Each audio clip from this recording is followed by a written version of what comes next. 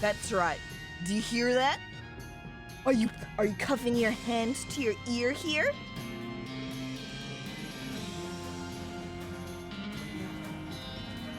That's right. That's the music for West of Loathing. Can you read me a morning story? S'more. That's basically what this stream is gonna be. Is just a story about a girl going out to the West on her own, making her life. Here we go. This chat is West of Loathing. Hello, everybody, and welcome. It is time to get rolling. Or should I say walking? That might be more accurate. You can be a cowgirl. Hell yeah.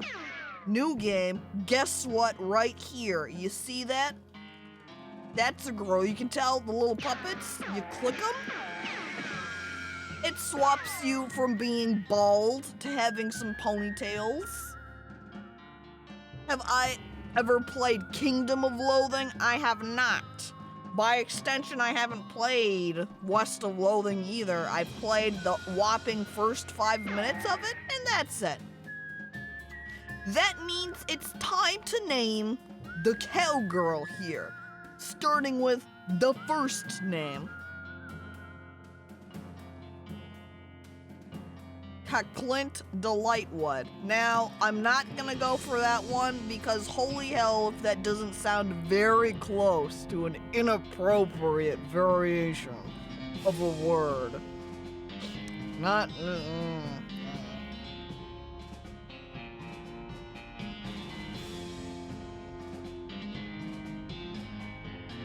Cacao the Cowgirl. Imagine having your last name be Cowgirl. You're just, your family, here you've got Paul Cowgirl, here you've got Peter Cowgirl, here you've got Martha Cowgirl, and here you've got Cacao the Cowgirl. What? What?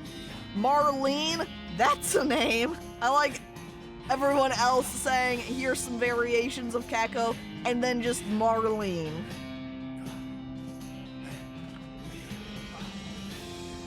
Hell if I'm not doing that now. Hi, I'm a cowgirl. My name's Marlene. Your life is kind of decided for you at that point. True. Marlene Omegalol, please. That makes it sound like you're trying to say that's what her last name should be. Marlene Cacao Girl.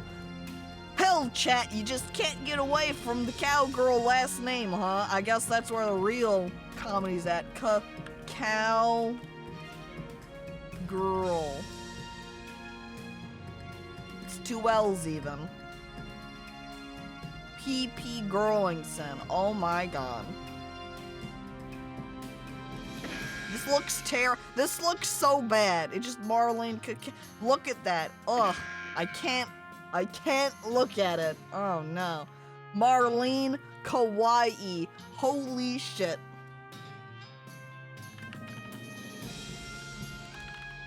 There we go. That means all of my family members are all gonna have the last name Kawaii-chan. Perfection. Cursed? I think you mean blessed? Thank you. We start our game and hit play. We're ready to get going. Are you, chat? Well, I don't know if you are, but chat, hell yeah, I'm ready. Alright, I had the strangest dream. I was choosing a character class. Alright, I think the music might be just the teeniest bit loud here. And I want to try the snake oiler. Like, check out this hat. I can run around as Marlene. Though it would have been funny to be a cow puncher if we had named the character Cacao Girl, because here's Cacao Girl, the cow puncher. That would have been pretty fitting. But I want to try being the snake oiler, cause come on. Snakes. Snake oiler for sure. Since West of Loathing is wacky game, what if you got snake oil in a similar manner to the way you get milk from cows? You oil the snakes? Alright, snake oilers rely on their moxie and chutzpah to tame snakes, their fearlessness to extract potent oils from those snakes, and their cleverness to manufacture and sell potions made from those oils. You've heard snake oilers are doing really well out west since the cows came home. Everybody needs potions, and hope in these dark days and also out west is where all the best snakes live. I want to be a snake oiler. That sounds like me. I'm ready for my future as snake oiler master. Here we go with books. You read the spine of one of your books. Annie Hardy and the Forgotten Lighthouse. Rufus liked this one as much as I did.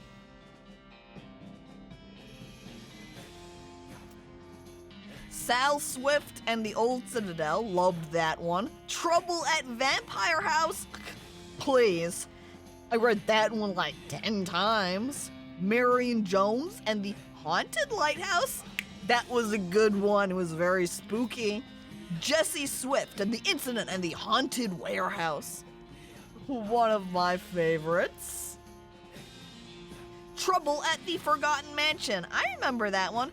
I have a lot of horror-based books, it seems. Oh hey, this one might come in handy. You got an item, Walking Stupid. This might come in handy. Imagine being at a bookstore, you're browsing through the books, you're like, I want a book that's going to inform me of important things and be useful when I'm going out and traveling. And one of them is Walking Stupid. And you're like, yes, that's perfect. I grabbed the book about walking stupid. This will clearly be useful at some point.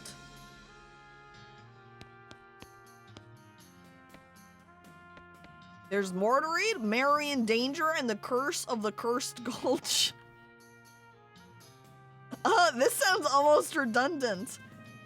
Like, you could have skipped that part. Mary in Danger and the Cursed Gulch? That would have been completely fine, but yeah, it makes it like it's double curse.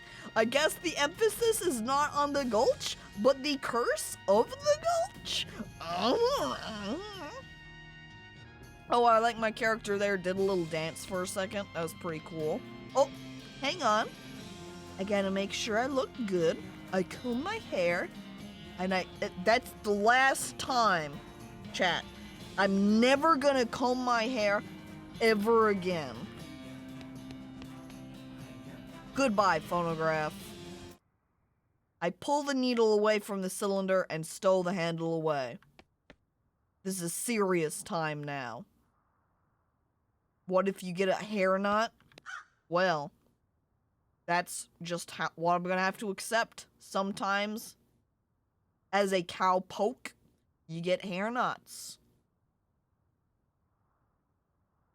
It's doubly cursed, just like my last name. Not wrong. Well, it's time for me to leave. Alright, bald deer, see you later. Thanks for stopping on by. Hey, you Russell. How you doing? Ah! Look, it's me. I'm making a cameo. I'm gonna miss you, buddy. Ah! Caw, caw, caw. I feed Russell a cricket. You grab a cricket from your cricket bag and feed it to Russell. He coos appreciatively and nuzzles your hand. Petrie's also shuffling on. All right, Petrie. See ya. All right. You know what? I'm leaving out from my home and you are my pet. So perhaps it's time for you to leave too. You open your bedroom window, not pictured, and unlatch the door to Russell's cage. He winks at you, caws one last time, then flies away to the west. It's time to hit the trail. We move on out to my living room. What a mess. I fix up that firewood. There we go. Nice and tidy. I'm gonna miss Mom's cooking. Yeah, she was. And it's Mom's pie safe. It keeps all of her pies safe. Comedy. This is my little brother's room, apparently. He's got a toy box here. Heh. I steal his puzzle cube. The crow is gonna come back and help you with a boss later. Who knows? He could come back later on, indeed. And hello there, Dr. Corgi, and welcome to the stream. The cube.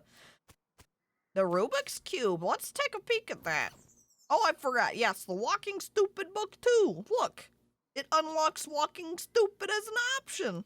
I read it.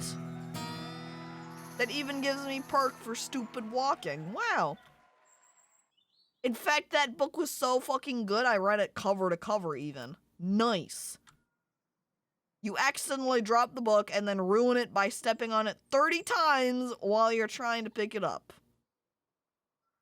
I guess that's what happens when you learn to walk stupid. Kawaii people definitely walk stupid. I would not disagree with that. Alright, and then we'll also fiddle with the puzzle cube, I suppose? Your brother already had it most of the way solved, but you figure out the last couple of moves. Hooray! Nice. Oh, look, see? This is very fitting of a snake oiler. Move like snake. Your father morosely jabs at the haystack. It's time for me to leave, Dad. His lip quivers a little. Listen, I want you to have this. It's your grandmother's briefcase full of snakes. You got an item. Thanks, Dad.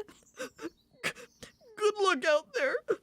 Be sure to say goodbye to your mother. I will, Dad. Goodbye. People walk normally, not around here. Your mom smiles warmly as you approach. I'm leaving now, Mom. We're gonna miss you, kiddo. Oh, and before you leave, I got you a present. A present? Yep, it's that book you wanted for Crimbo. I know it's early, but... What is this book exactly, though? We've got picking locks, desert survival, and bartering. Now, as a snake oiler, I feel like bartering would probably be the most fitting. Because then it's like you're haggling up the money, bartering for the money. Exactly, because, you know, I'm a snake oiler. It's like snake oil salesman. And they're always trying to sell you on some random shit. So clearly, I gotta be good at negotiating and, like, swaying people towards what I'm trying to convince them of. So clearly, bartering. Picking locks because kawaii people failed in society. They resort to stealing in order to survive. That'd be fitting too, but I think for the character here, specifically, Marlene, she's good at bartering. Maximum money, truly. Yeah, that's the one. Enjoy it. You got an item. Mind your meat. Please be careful out there. Write us a letter when you can. She hugs you. I will, Mom. Goodbye. Mind your meat. This book is a guide to making the most of your meat by getting the best possible deal on every single thing you buy. Gives you the Dickerin skill.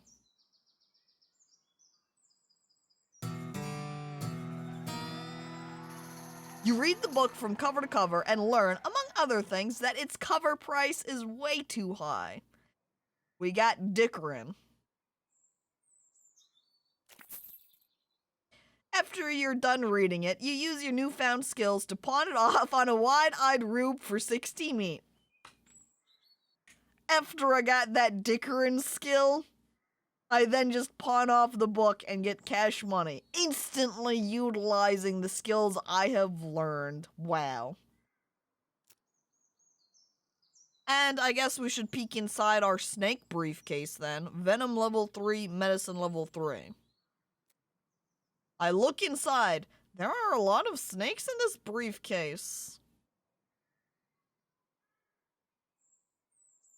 I extract the venom. You grab a bottle and squeeze some snake's venom into it. We've got a basic venom vial. Okay, how about extracting some medicine? Alright, just snake medicine then. I don't know if I should be extracting everything from it. The briefcase is certainly at least not an equip, so we'll just leave it. I don't know. I guess it'd be kind of inventory clogging if I just did everything at once. Also, now the stupid walking is an option. I am also going to turn down the sound effects a little bit because they all were seeming maybe a little bit on the loud side. And now we slide away. Oh, right. My fucking brother. Your brother Rufus is standing here looking nervous. He's pretty good at looking nervous. I give him his puzzle back. He starts fidgeting with it. I say goodbye. Hey, Rufus. Time for me to head west. I still don't understand why you're leaving. He's got a point, you know. Why are you going west anyway? Cash money. Thank you. Nerd mode? Well, that's Rufus for you. Come on.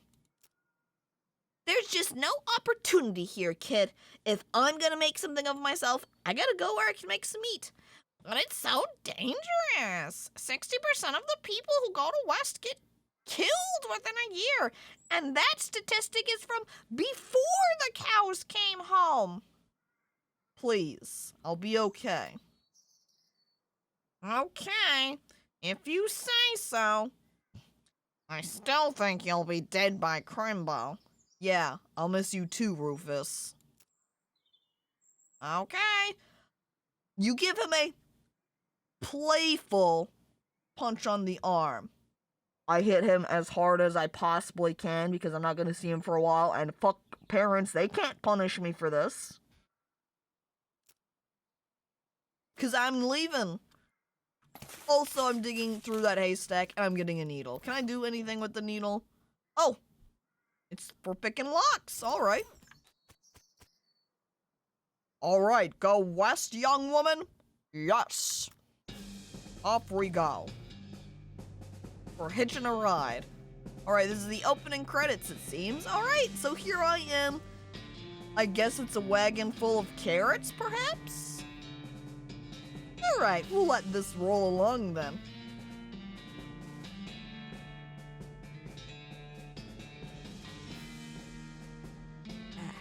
Turnips? That makes more sense. Uh-oh. They were trying to sneak away for a second there.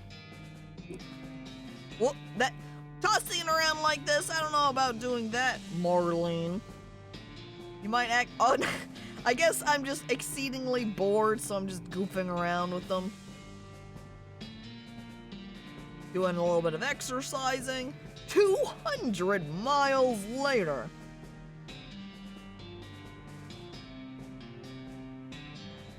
We're almost at Dirtwater. It's, oh, uh-oh. I fell out of the wagon because I was goofing off too much.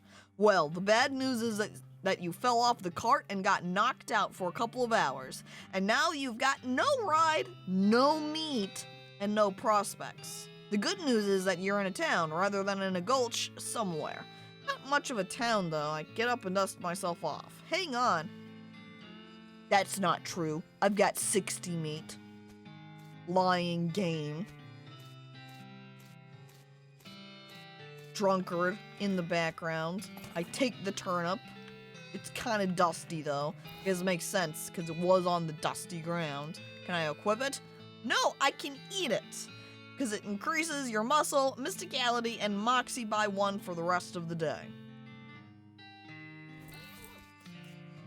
Well, this is the way to Dirtwater. 300 miles is too far to go on foot. You need a horse. Don't be ridiculous. If I start going now, we'll make it in no time at all.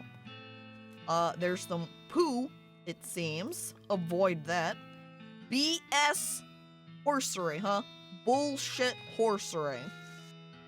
A sign on the door reads, "Gone drinking." Was that the guy we just saw walk across the way? As you walk into the saloon, the crazy-eyed guy sitting to the left of the door shrieks and waves at you to get your attention. Hey, where's your hat, dagnabbit? You can't drink in here without a hat. It ain't proper. He points to the take a hat, leave a hat box next to the door. All right, we look at it. You look through the hat box and find a battered derby. That looks like something you'd wear. Okay. Well, I put it on. Oh, man. Look at me now. Truly, I've got the costume together for Snake Oiler. Thanks, sir. Pete. Thanks, Pete. He gives you a friendly, if somewhat twitchy, nod. Say, gal. Yeah? You're heading west. If you want some company, I'd be more than happy to come along. Just let me know. Well, No pressure. alright. I'll, keep it in mind. Oh my god, he's got the crazy eyes. A little bit suspicious of him now. This person's asleep. Don't care about them then. Are these people playing cards? Can I play? These two are playing poker, or at least trying to. They keep looking back and forth from their hands to the how to play poker card that came with their deck, biting their lips and concentrating real hard. These poor people, they don't know how to play poker. I walk up to them. Can I play? They look at you nervously. Because they don't really know how to play. They're hoping you don't really know either. I hope this isn't a professional poker player that just walked up. Easy money? Let's find out. 20 meat. Look, I have some meat. Let's play. You put 20 meat on the table and sit down before they can say no. I just walk up to them, I'm like, can I play? They're both like, and then I slap down the meat and sit down and they're like, oh no. You put 20 meat on the table, and they deal a new round. You get a pair of 10s, plus 2, a 3, and a king. They don't know how to play. I've got at least a pair of 10s. I bet aggressively. Yee haw! I bet 15 meat. They look at each other nervously, but they both call your bet. Okay, read 'em and weep. You show your pair of 10s plus 2, 3 king. The guy on the left has a full house, 2 jacks and 3 aces. And the gal on the right somehow got a straight flush, 2 through 6 in hearts. All right, there's 2 options here. I win and hornswoggle them. I don't know if hornswoggle is like a fancy term, like the dickering is for bartering, getting that extra cash out. Perhaps the hornswoggle refers to like swindling them. So I'm going to hornswoggle them then. Seeing as I've got the skill, I might as well do it, right? You explain that the jacks are worth 9 points each, giving the guy on the left a total of 21 points, to the gal on the right's 20, and your 25 plus a king, and the king represents, oh hey, look over there! They look, and when they look back, they don't notice the 10 meat missing from each of their piles. You collect your winnings and stand up. They thank you for helping them learn the game. You gain 50 meat. I walk away a little bit richer.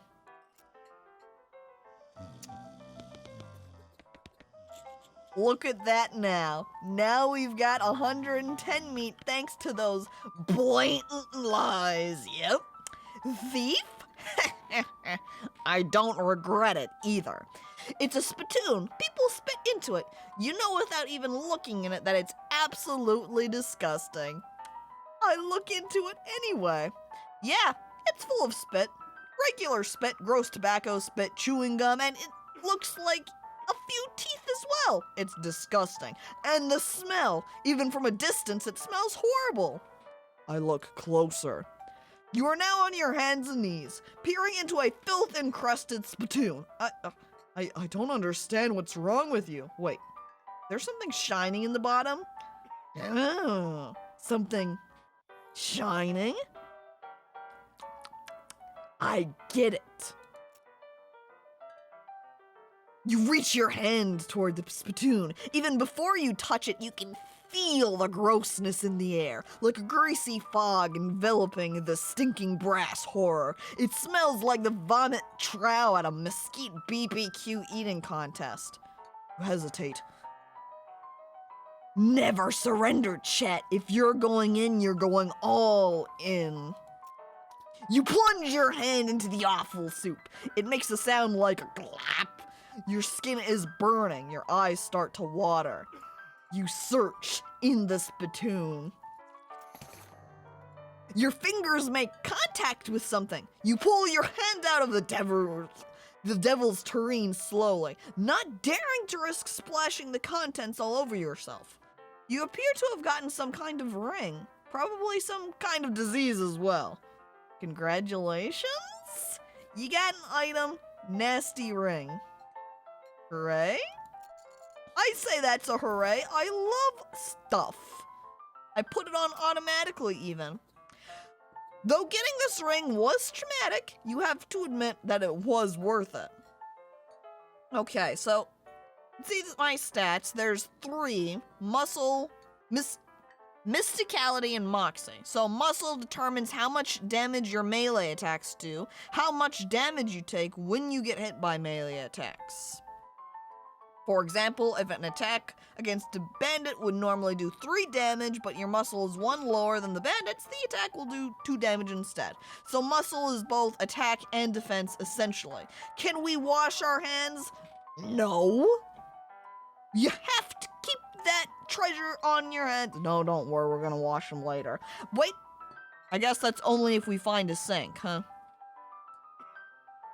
Mysticality determines how much damage your magical attacks do and how much damage you take when enemies use magical attacks. So, mysticality is just muscle except for magic. Moxie determines how much damage your pistol attacks do and how much damage you take when you get shot by enemies.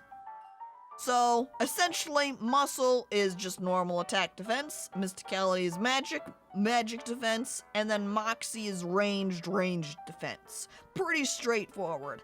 I'm assuming that I am ranged moxie type, based upon the fact on, like, the little pictures that it had earlier, that the one for Snake Oiler had a gun, and that makes sense. Cow Puncher would be muscle. You'd have the Bean Summoner, whoever, being mysticality, and then Snake Oiler with the moxie.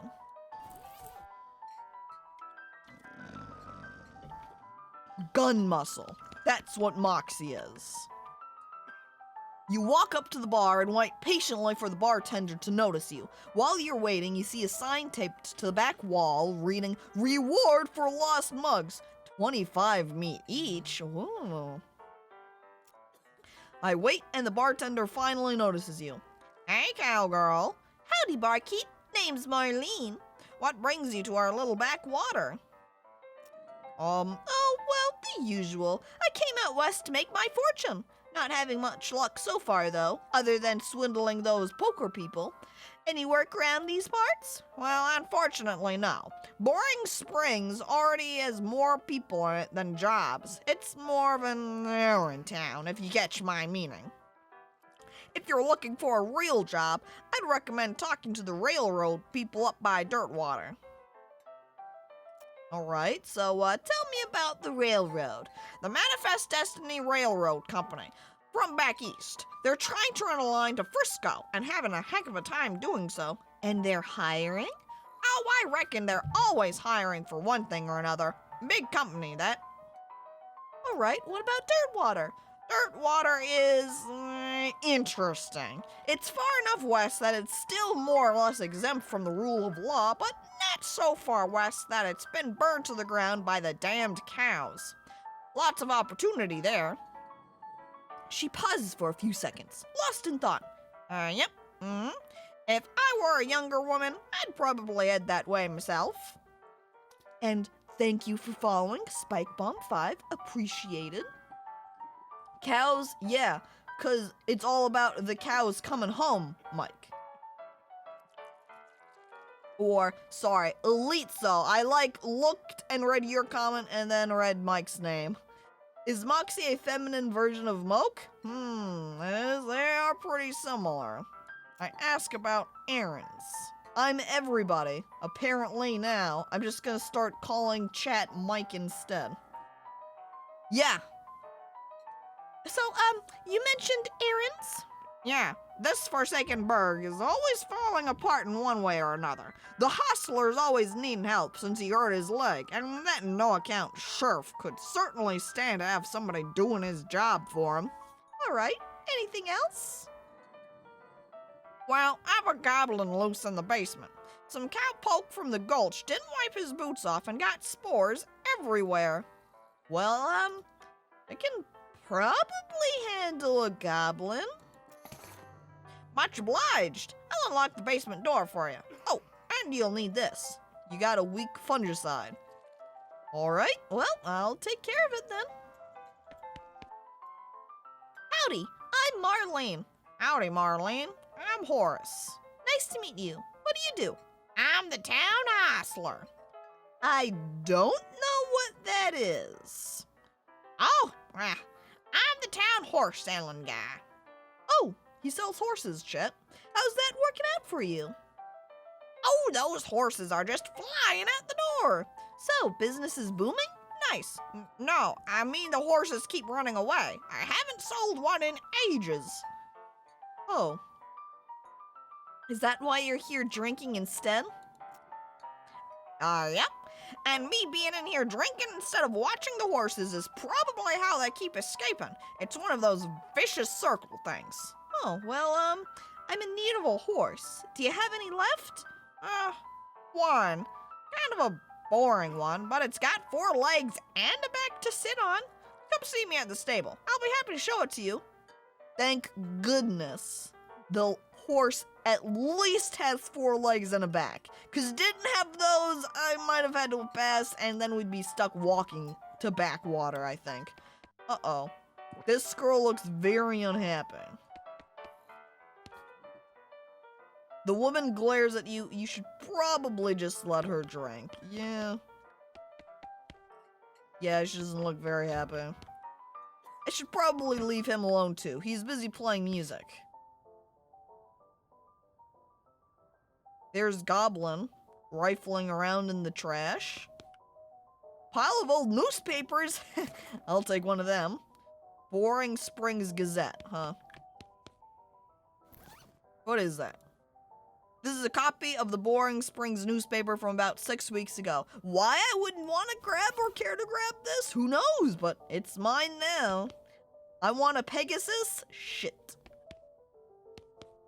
I wish that was a Pegasus we were getting. Then we could just fly to fucking spring backwater. Not spring water, backwater. A crate of Nurse brand whiskey. Good for what ails ya. I'll take one of those. I guess we never established what your age is. Good thing that the legal drinking age here is can reach the top of the bar. How old am I? Who knows? How old do you have to be to drink? Who knows? As long as you're tall enough. Imagine being an extremely tall, like 10-year-old though, and you just walk in and you're like, hey, I can reach the top of the bar. Serve me up, Mr. Bartender. It's just spicy water. I mean, it's not far off from that, certainly. The goblin shouts, "Ayak!" I could attack him. That would be a fight. Maybe we'll explore around a little bit first. We'll come back to you, goblin. Want to make sure I'm well prepared for battle. Ah. I stepped in the horse shit. Well, here's the sheriff's office. Howdy, stranger. Welcome to Boring Springs. I'm the sheriff in these parts. What? He sighs. The sheriff, okay? Plastered sign banners. Say, you wouldn't happen to be looking for work, would you? Well, As a matter of fact, I am. I'll take anything, chat. I fucking love money, and anything that gives me money, I'm down on. As a matter of fact, I am. Great, because I happen to have some. There's a gang of hoodlums around here, what they call themselves the Fricker Gang. Last time I arrested one of them, they busted him out and took my cell door with them. It ain't much good without the door. And? Well, and I need somebody tough, smart, and or slick to go fetch it back for me. Okay, well, alright, gotta be honest. He's the fucking sheriff. Why don't you do it? Well, I gotta stay here and practice my chair tipping. Oh, makes sense. That is an important skill to have as a sheriff. Funny you should say that, cause I'm sending the deputy along with you to keep you out of trouble. He takes a pistol out of his desk and hands it to you. Deputy pistol. Deputy? You deputized a gun. You're new in town, maybe you ain't noticed, but there ain't much to do here except drink.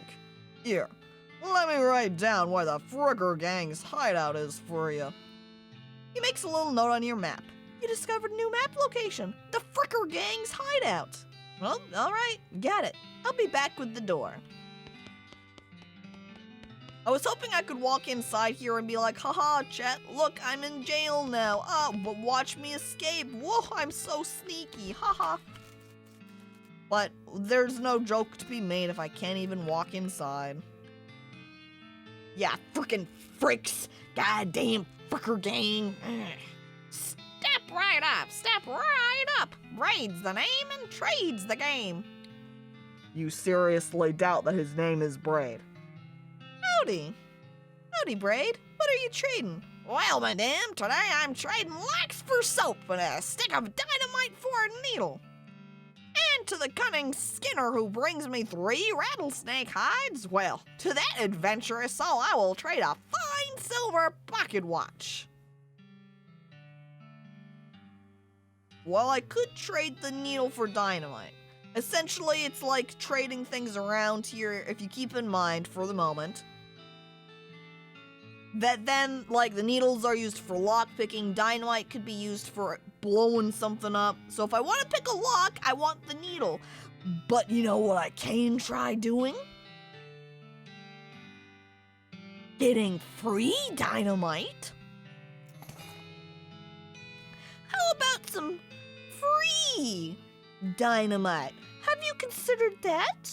Oh, madame, I must admit that you drive a hard bargain, but I find your terms acceptable. He then hands me over the dynamite. I take it.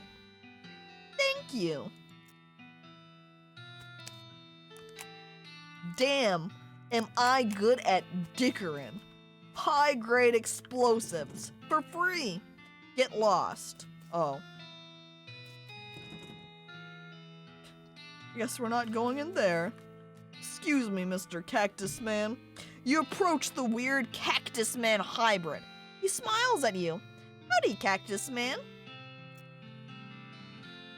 Howdy yourself. And the name's Bill. Cactus Bill. What happened to you, Bill? Well, to be honest, partner, I drank too much cactus beer and it turned me into a cactus. Doc Alice warned me this would happen, but I didn't listen. Always remember the warnings, Chet. Do not drink too much cactus beer. This also applies for other things too. Do not drink too much ginger beer. Do not drink too much root beer. You turn into ginger or roots. It's very dangerous. Actually, no, sorry. That part's a lie. It's not very dangerous. It just sucks. And hello there, sick, and welcome back. And that's why they call you Cactus Bill? No, that's just a coincidence. Oh, does it hurt? Does what hurt? You know, being a cactus? Oh, no, it's actually kind of nice. The natural fermentation processes inside the cactus part of me keep me pretty drunk most of the time. I guess it is a mite boring. Imagine being constantly tipsy. Yeah, I bet. It wouldn't be so bad if I had something to read. You don't happen to have a newspaper or anything, do ya? I give him the 6-week-old newspaper. Ah, much obliged, partner. Now let's see here. What can I do to return the favor? Oh, I know, my shovel. I left it behind the outhouse at Warhol Mine. It's yours if you go and get it. I'm sure you'll find a use for it. Hey. That means we're gonna get a free shovel now, essentially, because that newspaper was free, so this is a free shovel. I would want death? Don't be ridiculous. You're Cactus Man now, you can't want death. And skill leveled up for glamour also, apparently. All right, behind the outhouse at Warhol Mine. Got it. Thanks, Bill.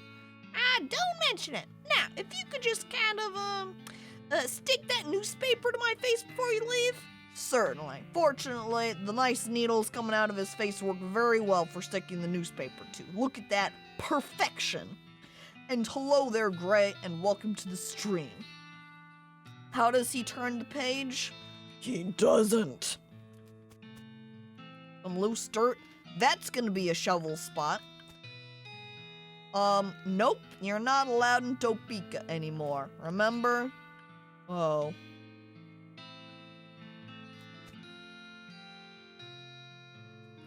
I remember Topeka. Once upon a time.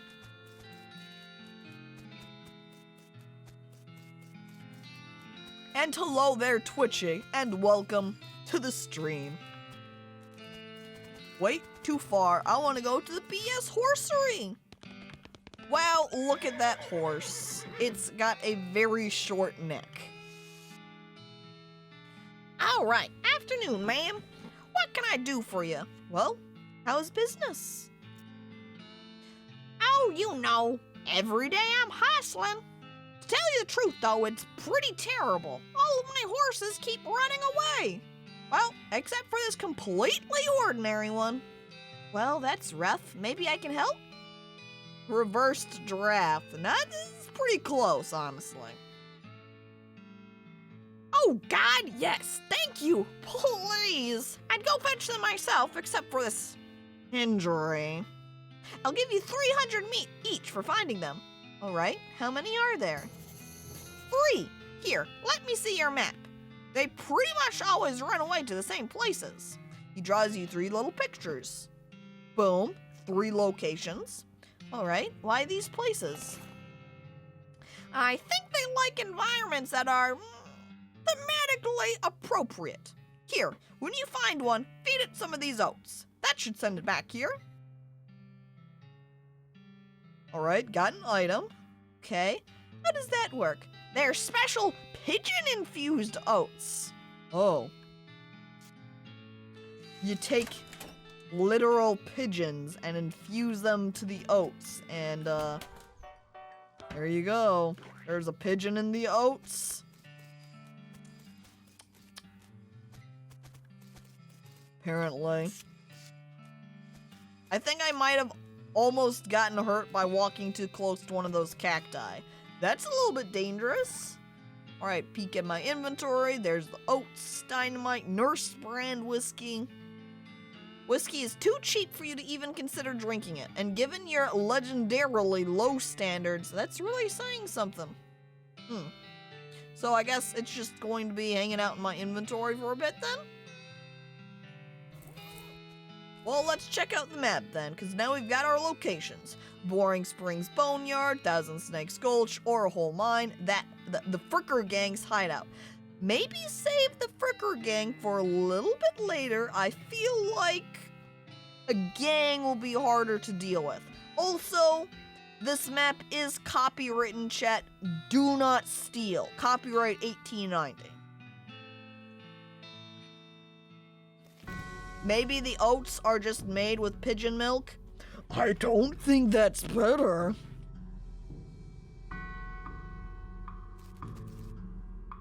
Our founder, Zephaniah Boring. He was actually a really interesting guy, so his name wasn't very accurate, I guess. Oh, there's a mug. Wait, you know what? It said that the bartender guy was taking missing mugs. I think I might have seen one down at the police department. Sorry, the sheriff's house, or the sheriff. Benjamin Crockett, he showed up way too early. 1320 to 1364. Yeah, just a little bit early. Beauregard Skeleton. This grave is really noisy.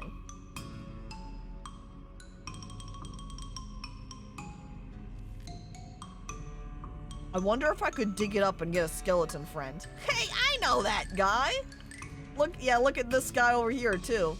A skeleton! You're not getting past it without a scuffle. Well, alright, a scuffle it is. Alright, I got the jump on him. So let's see.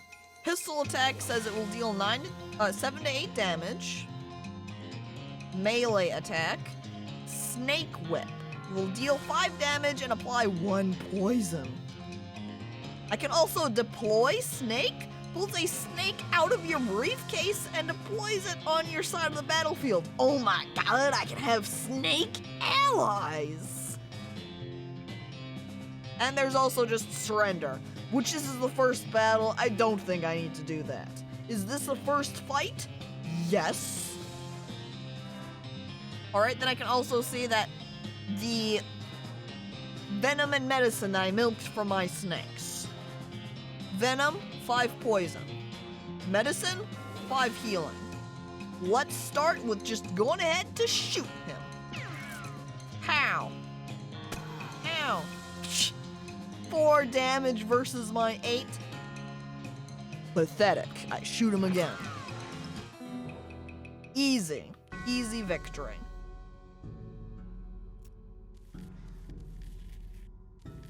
Oh, what? Ghost horse? Your pulse quickens as you get near the spooky translucent horse. I approach her. You approach the weird semi-transparent horse cautiously so as to not startle her, though you quickly come to the realization that this is not a horse that startles easily. Hello there. Hi, I'm a friend, okay? Yay. That's a little strange. How did you do that without opening your mouth? I pat her on the nose. You pat the horse's nose, which is very cold. If you're going to ride her, you'd want an extra saddle blanket to keep your butt from freezing.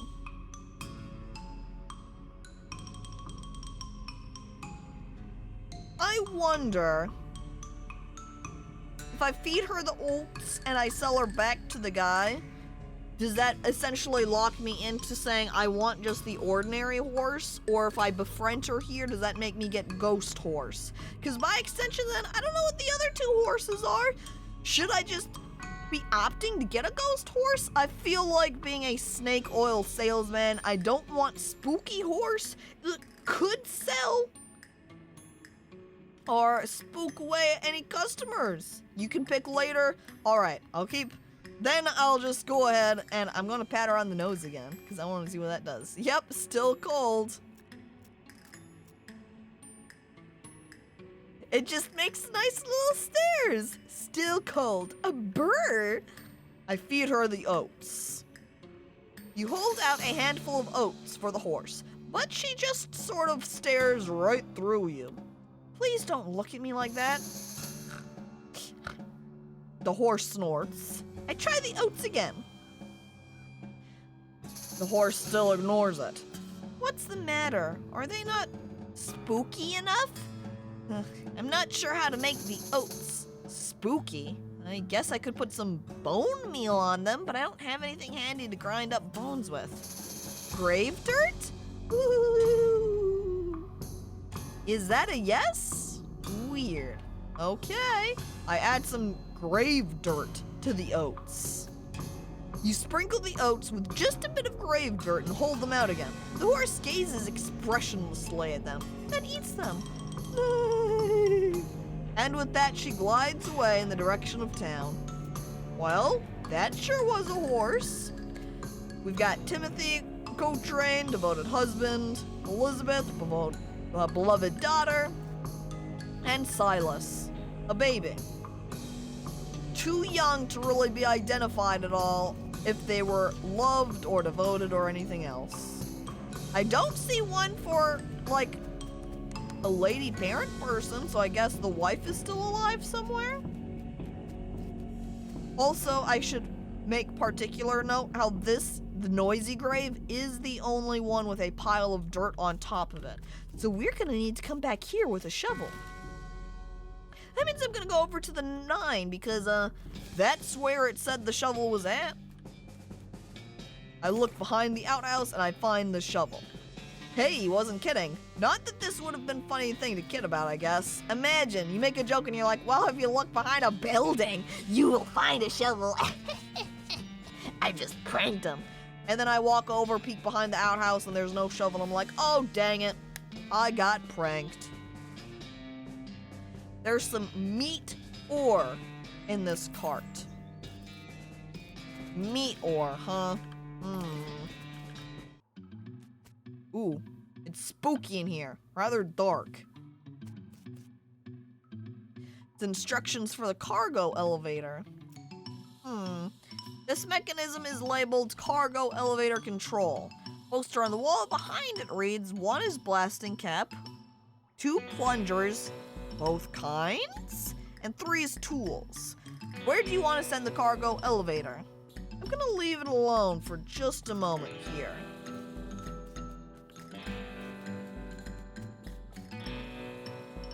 Anything in this?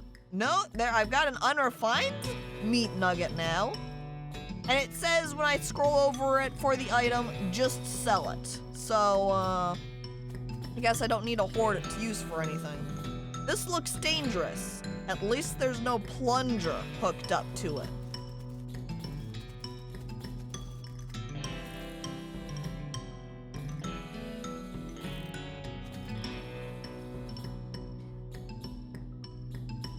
Let's go to each of the levels.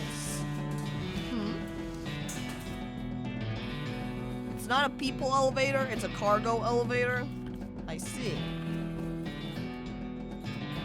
These crates are all labeled blasting caps. The period is part of the label, that's why it's inside the quotes like that. Oh, got it, okay.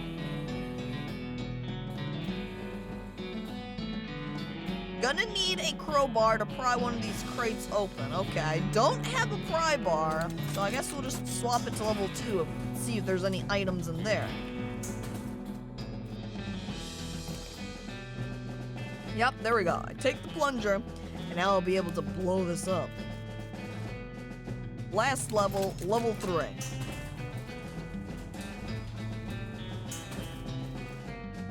It's a toolbox, but it's locked. Well, good thing I have a needle. I picked the lock. You managed to unlock the toolbox, but the needle is ruined in the process. Well, most of the tools inside are rusted away to nothing, but there's a pretty nice crowbar. Boom, crowbar obtained. That means we're gonna go back to level 1. Yeah. It is pretty easy, but I think if I was better at lockpicking, maybe I wouldn't have broken my fucking needle. I take one of the blasting caps. It's time to get this taken care of then. Hook up the plunger. Fighting against your instincts for self-preservation, you've hooked up a plunger and strung it a fair distance away. I press the plunger. You press the plunger and nothing happens. You forgot to hook up a blasting cap. Ugh, silly me. I hook up the blasting cap. And now I am in grave danger. I press the plunger. But look at that, I'm fine. There was no need to worry. Oh, more meat from there. Oh, and there's something buried here. Dig it up. Silver nugget. Wonderful. And now we see a very dark horse here. Barely. I approach her. Hey there, girl. It's okay. I'm a friend. The horse shies away from you, though in this case it's more like cripplingly introverted itself away from you. Oh, come on. Don't be like that. Look, I brought some oats for you. They aren't poison or anything. Well, in retrospect, I guess that wasn't a very comforting thing to say. Imagine offering someone some food, like you're here at the workplace and someone's passing around some cookies and they're like, hey, you want a cookie? They're not poison, I swear. And then you just stare back at them and you're like, I don't know. Why did you specify that? As you reach out to pat her nose, the horse ducks and steps further back into the shadows. Oh, come on. I feed her the oats. You take a handful of oats out of the bag and hold them to the horse. Here you go. Yum, yum. She sidles away from you warily and makes a surprisingly good attempt at hiding in her own shadow. Come on, please? I eat the oats yourself. I have to show her that they're not poisoned. They aren't poisoned, they just have some grave dirt on them, exactly. You take a handful from the bag and toss them in your mouth. Ugh. It's like the roughest, blandest breakfast cereal you've ever eaten. Still, it's better than dry cat food. Don't ask. You smile to show the horse that you're fine and realize that you've just unconsciously turned around and walked out the door. Geez, these are powerful. The horse looks at you warily as you re-enter with a cheerful wave. See? Perfectly fine. I pat her on the nose again. The horse hunches her shoulders and seems to shrink slightly as you pat her nose, but she doesn't actually flee. So that's something.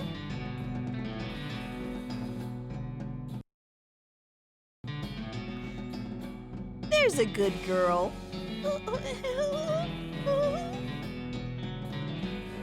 Alright, there we go. I feed her the oats. The horse finally seems relaxed enough around you, so you offer her a handful of the oats. Warily, begrudgingly, she eats them. Then she gestures at something behind you? Huh. I turn around to look, but don't see anything. When you turn back, she's gone. Oh. Gone like the wind, apparently. Okay.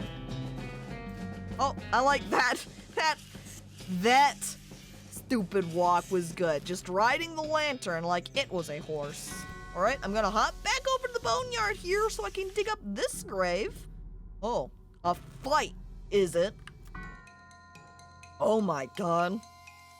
Holy shit, it's a captain skeleton? Oh dear. Also, now my melee attack uses the crowbar. I shoot at the captain. Oh Jesus. Oh my god. Alright, I'm bringing out an ally. Deploy the snake.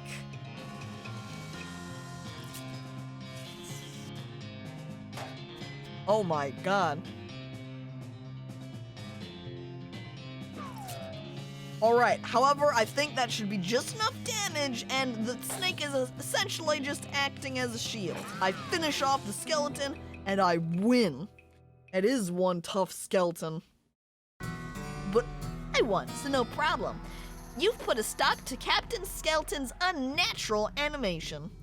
Leveled up. Oh, look at that. I leveled up, got my Moxie to level 2, got a fancy saber, and a gold tooth. Sweet. Let's see. Crowbar does 5 to 6 damage. Saber also does 5 to 6 damage. The saber's cooler, but keeping the crowbar in hand and the saber in pocket kind of like saves me space, because then I could sell the saber maybe. Keep the crowbar around, which is actually usable. Now we'll go to Thousand Snakes Gulch. Does it heal me? I have maximum HP is 20. I don't know. Can't recall if my health refreshes. Okay, here's also the miscellaneous skills. We've got Deadeye, Hornswoggling, and Dickering. However, it's not telling me anything when I hover. Wait, I click on it. Okay. Dickering. You drive a hard bargain and you never let anybody sell you the long end of the stick. Discount at stores. Hornswoggling, you're city slicker and a witty trickster. Deadeye is pistol attack damage and pistol attack damage. Glamour is your appreciation of the finer things in life. As it increases, you'll be able to consume more cocktails, and you'll also be able to afford them. At this level, meat gain, item finding, liver capacity. How many alcoholic drinks you can handle. Got it. Gumption, speed, AP, spleen capacity. Grit is HP, stomach capacity, and pain tolerance. And we already looked at muscle, mysticality, and moxie earlier. Alright. HP resets after each fight, I'm pretty sure. Okay. Well, time to fight this snake. It looks pretty sleepy, but not that sleepy. I fight it and I shoot the snake. Wow. Oh my god, this, not a very powerful snake. Kind of sleepy. Makes sense. However, that did give me a good amount of XP, I guess. I leveled up my gumption skill. Next snake. Well, I guess it's not the one snake gulch. Does that mean I'm gonna have to fight 1,000 snakes? And hello there, slime, and welcome to the stream. Ow, it poisoned me. That's not very nice, snake. I kill you as punishment. This snake looks really angry. Gonna need every trick in the book to beat this one. Well, it's a good thing I'm good at, tricks. Alright, that means I'm gonna deploy my own snake. Get him! Bang! 4 damage. What? You're not supposed to attack me, you're supposed to attack my minion snake. Stop that. Yeah, that's right, minion. Get him. No, stop it. Ow! I'm gonna drink some of my medicine. You know what, actually? 5 HP. I'm gonna be able to take him out with this final shot. So, not waste my medicine healing. How? Oh my god. Are you okay, horse? The horse has gone snake crazy. Or maybe it was some other kind of crazy before. Hey there, boy. Hey, fella. I'm a friend, okay? It's cool, all right? Be cool. Don't freak out on me. I look him in the eyes. You calmly look the horse in the eyes. One of them is fixed in a glassy 1,000-yard stare, and the other is revolving madly in its socket like he's thinking of trying to escape in every direction simultaneously. He looks to be calming down a little now that it's clear you aren't actually made of spiders, though. I pat his nose. You carefully and gently pat the horse's nose. He twitches a bit. Okay, a lot, but seems to recognize that you aren't going to eat his eyes or suck out his soul or whatever madness is bouncing around in that skull of his. That's a good boy. I feed him the oats. Are you hungry, boy? I've got a little treat for you. You feed the crazy horse some of the homing oats and it gallops away with a whinny, or rather a whinny. Hopefully he's headed home and not into the 12th dimension. I mean, eye eating is still technically on the table. Yeah, it never stops being a possibility. Okay. Let's go ahead and just straight head over to the Fricker gang then. This guy, I love his unibrow. Excuse me, sir. Just shoot him. That would be rude and not very sportsmanly. I'll wake him up. How much have I missed?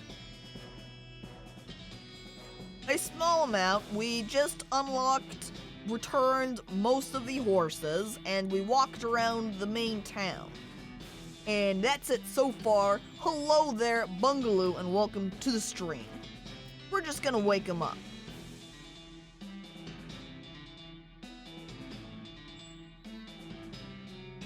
You poke Thud with your boot. He slowly gets to his feet. Hey, you're not supposed to be here. Thud is, well, Let's say he's no Rhodes Scholar, if we assume that it's 7 years from now and that idiom makes sense. You feel bad about the idea of killing him. Just walk away, Thud.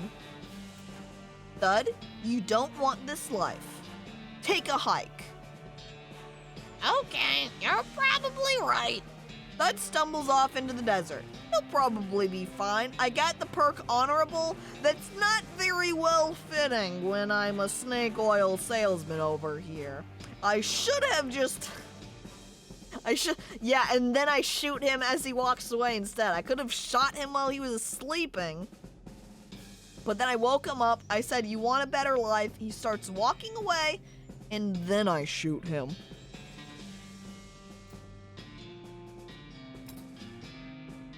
Now, where can I see that perk? Inventory.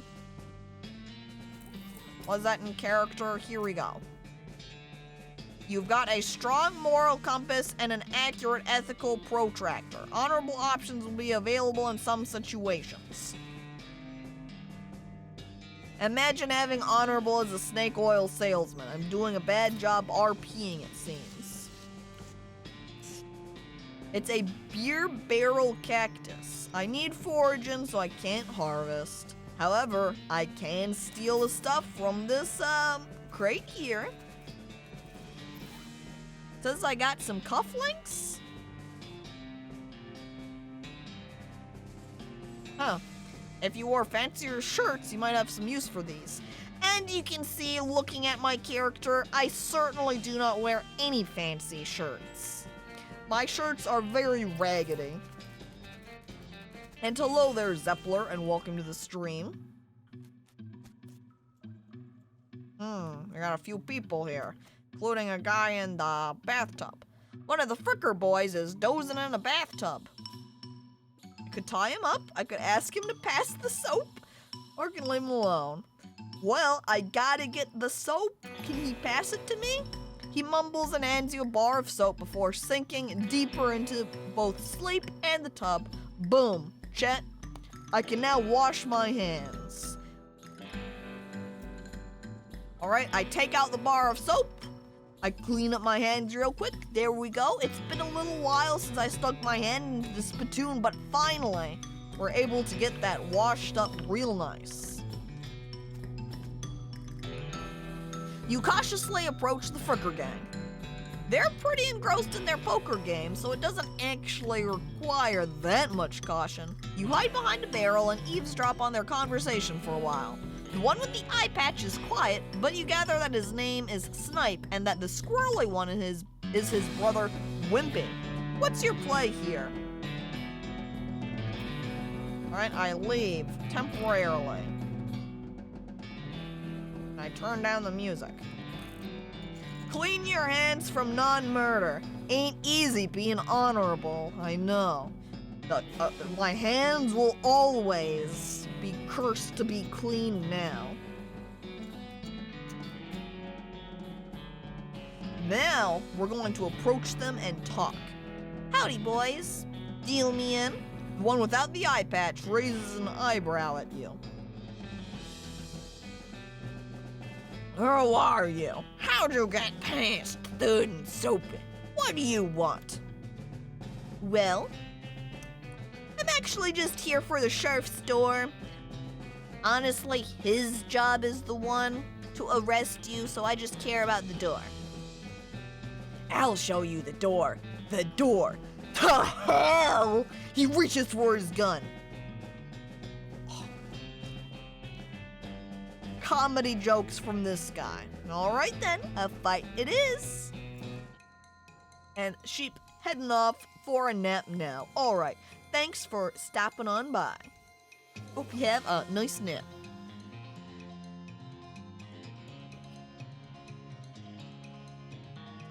Alright. So trying to shoot this target will hit a sturdy barrel instead. So don't want to just straight shoot him. If I just shoot now and take out this guy, you can see Snipe Fricker, he's only got 5 health. So I'm gonna go ahead and kill him real quick, and then I will summon Snake.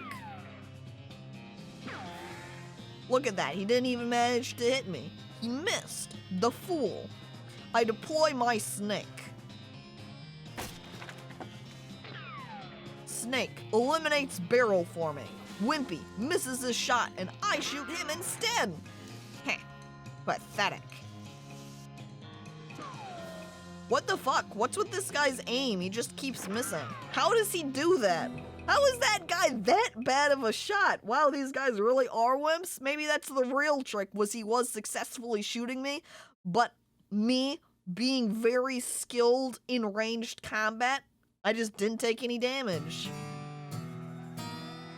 The leaders of the Fricker gang are dead by your hand. The sheriff will be proud of you, though you're not sure how your mother would feel. Well, good thing I don't care.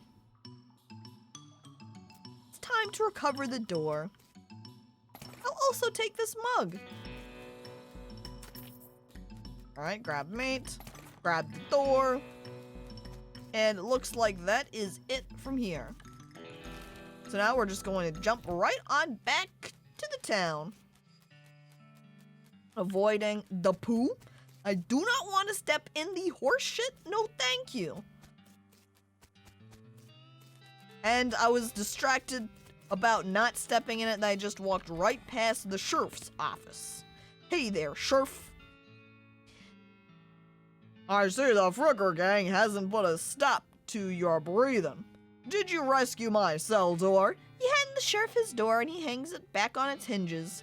Nice work, stranger. This here prison cell just got about 4 times more secure. Are there... I think this is me talking. Are there any Fricker boys left for me to round up? Nope, it's still him. Are there any Fricker boys left for me to round up? Yeah, 1 or 2 that's sleeping on the job. I'll go round them up shortly then. Looks like I owe you a reward. 400 meat. Wow. Got another little task for you if you got the time. Should be a lot simpler than the last one. Okay, what do you need? Well, the Frickers busted the lock when they took the door. Gonna need a new lock. Okay, I'll keep an eye out. Now, there was someone who had a lock. I think it was the trader. Oh, wait. Heh. I'm shoveling the shit now. Boom. Tidied. Ah. Look at how much nicer the town looks now. Aw, it's so good. Oh, and I forgot about this spot too. I dig up the loose dirt. Huh, where's the mug here? Now we're making sirloin? Yeah, I guess when the meat's that much. Also, grabbing that mug from the corner. All right, step right up, step right up. Howdy. See, I can trade the soap for a lock. Howdy, Braid. What are you trading? Well, madame. Stick. Trading locks for soap? I want to do that. Trade. Braid. I'll trade this soap for a lock. Braid, though you really don't think his name is actually Braid, takes your soap and hands you a lock. Good. Now I can give it to the sheriff? Howdy, you managed to scare up a lock for myself? Yep, got one right here. That'll do nicely. The sheriff puts the lock on the cell door, then accidentally drops the key and it clatters into the cell. Oh, hellfire. Don't suppose you know how to pick a lock, stranger. You got a needle handy? Well, I'll see what I can do. Well, unfortunately, I did already use my needle to pick the crowbar toolbox earlier. And I can't do any trades now. So I guess I'll be on my way. Maybe I'll find the needle somewhere else. I should go over to the horse guy. That's what I need to do. If only cactus needles worked. True. Alright. I don't know how you spotted her hiding in that mine, but thanks for sending back my dark horse. 300 meat. Sure thing. Looks like my pale horse made it back safe. Thanks for your help. And thanks for finding my crazy horse. He was eating loco weed again, wasn't he? Well, that I noticed. That's all of them. I can't thank you enough. Here's a little extra for you. Thanks. All right. I'm going to ask him about his injury, actually, first. You said something earlier about an injury? Yeah, I busted my knee while mucking out the showroom. And don't ask how, it's embarrassing. I was gonna get Doc Alice to have a look at it, but she gave up doctoring. What? Why'd she do that? Nobody knows. She just shut herself up in her office. Said she wouldn't talk to anyone except Nurse Whiskey.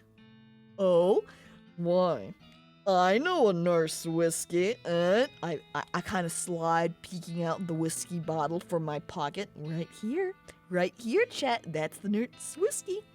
Is that an actual nurse, or I'm pretty sure she was just being sarcastic. Oh, she was. I see. Also then, chat, I need to decide what horse I should get. We can get ordinary horse, we can get shy timid horse, we can get spooky ghost horse, or we can get the crazy horse. What horse is the one we should get, chat, for our journey out to the west? It's going to be our companion for the rest of time. So we want to make sure we pick well. I offer the doctor here some whiskey. Whiskey delivery for you, Doc. What brand? Nurse Whiskey. Your favorite, I'm led to believe. I didn't know she made house calls. All right, hold on. You hear a rattle as she unlocks the door. Oh, she's so... Look at her face. She's so sad. Doc Alice looks to be about in her 50s. Her hair is graying and her face is lined, but her eyes are still clear and sharp, if bloodshot. She holds out her hand. Whiskey. Stat. Okay, well, she's asking for it, so we're gonna give it to her. She cracks open the whiskey and fills a small flask she takes out of her pocket. Then she puts the flask back in her pocket and starts chugging out of the bottle. Oh, geez, Doc, that doesn't seem healthy. Who's the doctor here? Me or you? Well, I guess that's true. You are the one who's the doctor. Point taken. That all I can do? Well, I can't talk to her again. Okay. Doc Alice continues to pour whiskey down her neck, occasionally stopping to breathe. Is everything all right? That depends on how fast I can get this whiskey into my bloodstream compared to how fast my liver filters it out. And I can't talk and drink at the same time, so... She glares at you meaningfully. What's the matter, Doc? What's the matter? The whole world's gone to hell in a horse cart, and you ask what's the matter? Bandits, cow demons, dead men walking? Why don't you go ahead and pick one, and I'll drink to that. I'm questioning this. Dead men walking?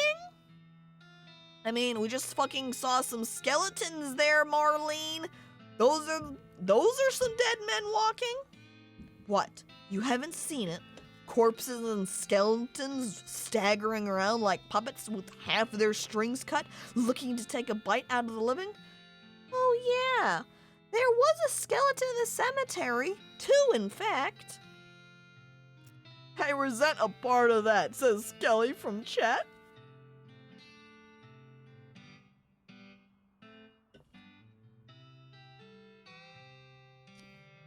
Oh yeah, there was a skeleton in the cemetery. Well, it's nice to get some outside confirmation that I'm not losing my damn mind. But how is that even possible? It isn't possible. It goes against everything I know about medicine. Dead patients don't get back up. Patients? Oh. Doc Alice turns away, grimacing. Every doctor loses one now and again. You never get used to it, but, well, it happens. But what doesn't happen is them coming back afterwards and looking for revenge. That must be pretty rough. Rough? Missy, I don't think you comprehend the situation. It's not just patients. It's neighbors. friends? Husbands? Oh.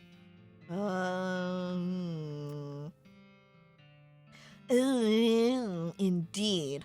She turns away from you and focuses her attention back on the bottle. Can I talk to her some more? Doc Alice sighs exasperatedly. What now? Do you have any idea what's causing the, resurrections? Well, I heard a rumor. A rumor? What is it? It's when you get incomplete information from an unverified source. I didn't mean the literal word. What is a rumor? Please. Anyway, what I heard is that there's a fella out west that's causing it. A necromancer, they call him. Supposedly, he's sending magic out into the world somehow. Like, magic like what a beam slinger uses? I've never heard of any bean slinger raising the dead. Have you? Her scowl deepens. That'd be one hell of a can of beans. Yeah. Imagine bean slingers just running around. Instead of slinging beans, they're slinging corpses. So, hi, me again, about that necromancer. Assuming he exists, what about him? Well, maybe someone ought to try and stop him? Doc Alice gives you a sharp look. You? 'Cause I know you ain't talking about me. Well, why not you? A gray-haired old woman that knows as much about fighting as a squirrel knows about surgery. Did you hit your head on a bar stool, kid? You aren't that old.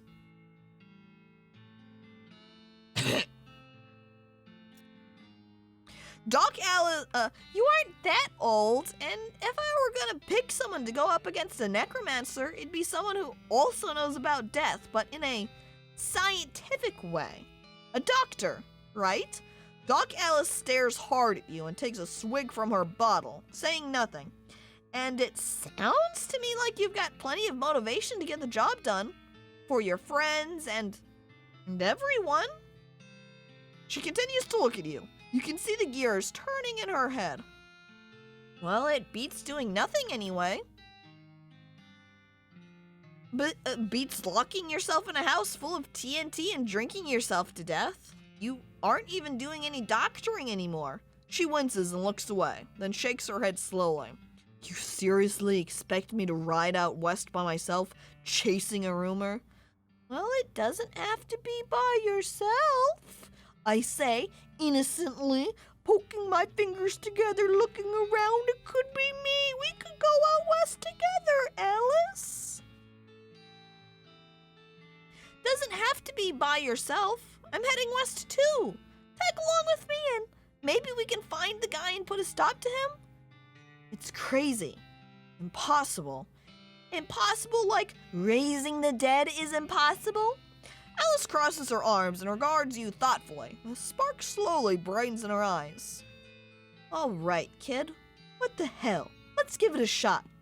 Cool. Did she join my party? Or do I have to talk to her again? I don't think, no, it doesn't look like she's in my group. And seeing as that I think you can only have one person that buddies up with you, yeah? So, do we want Doc Alice? Undetermined. I also like, yeah. Wow, shouldn't this, be further away from the fireplace? The stove is spotless. Either she's really compulsive about cleaning or she never cooks. Get the choice later, got it. Hey, Doc, can I look at your books? Sure, if you want to. Not that they're gonna do you much good in this doomed, forsaken hellhole. You should try being less cheerful, Doc. People are gonna be far too happy and explode from happiness just by being around you. It's too much. You survey the books on Alice's shelf. They're all medical textbooks, except for a few. I can leaf through The Legend of Curly's Meat, the life works of Fred Ferguson or the Goblinoid Tongues a primer? Hey, learn how to speak Goblin, go back to basement, talk to Goblin.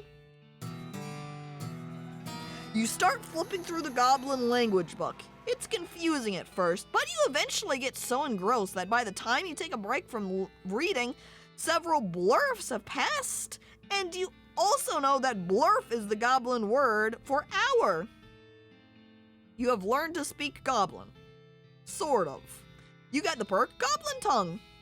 Nice. Gobbo communication. Yes. Now we'll read through Curly's Meat. This book tells the story of a legendary treasure, a massive chest full of premium meat. Secreted in the hidden sense, not in the extruded sense. So not secreted, but secreted. In the western desert by an old cowhand named Curly Butterfield. And the final book purports to be a Civil War surgeon's autobiography. But flipping through it, you mostly just find lists of reasons that drinking alcohol is bad. So it's actually a work of ludicrous speculative fiction.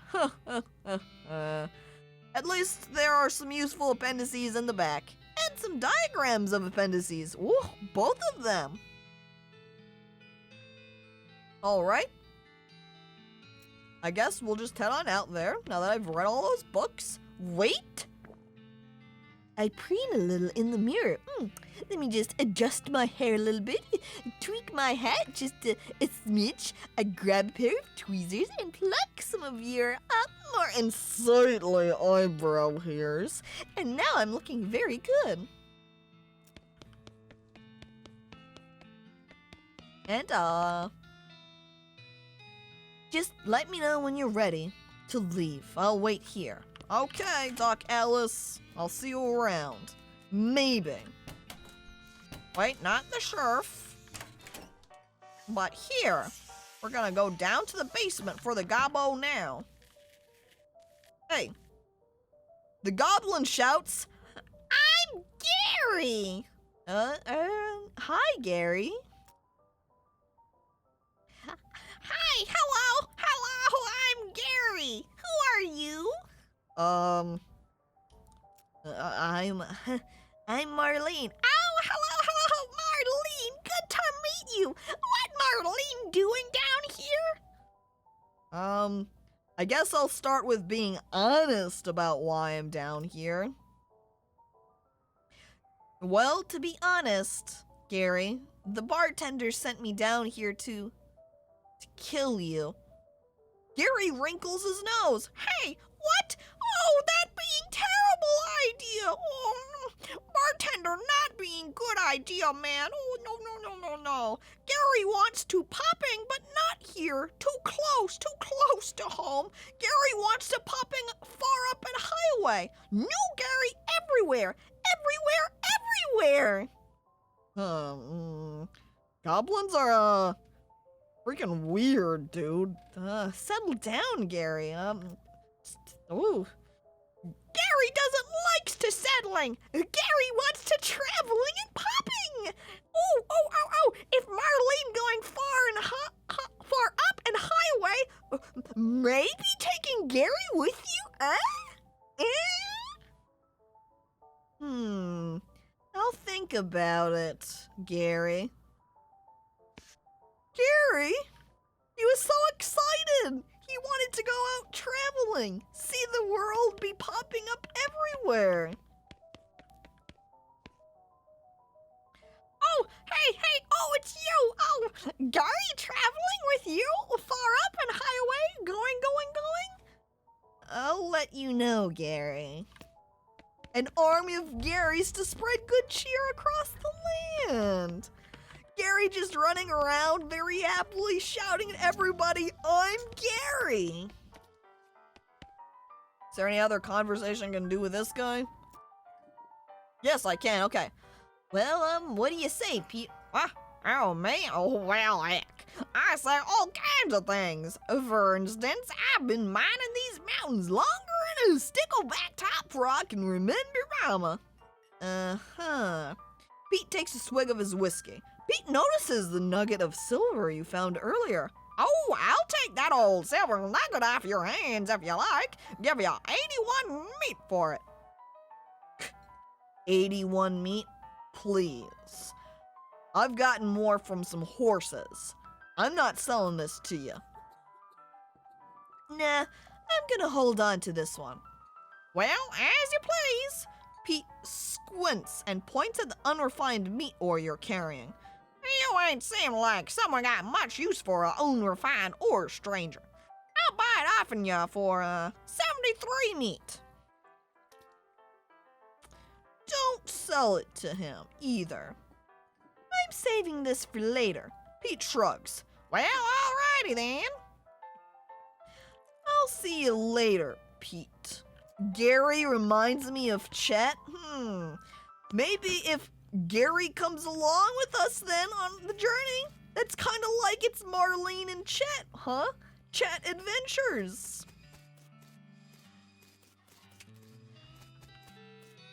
Also, I swear this looks like a little bowling ball or something, whatever. I'll tell you when I've had enough. What if I steal the alcohol from you? I think we've been everywhere around town now. The only thing that we're missing is like a needle for picking that lock again. And I can't do any needle trading at all from him.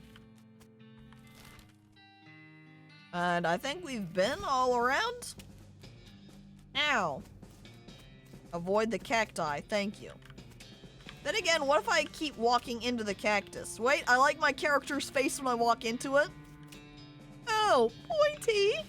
Oh, yo. Ouch. Eek. Oh, crap. Yikes. Oh, dang nabbit. Ow. Oh, dang it. Yipes.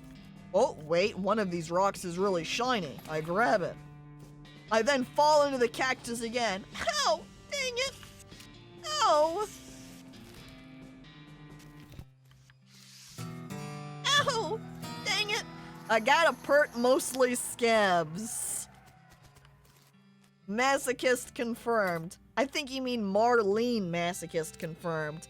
Now you've been poked by so many cactuses that your entire body has built up an entire extra set of skin capillaries just to deal with the constant tiny puncture wounds.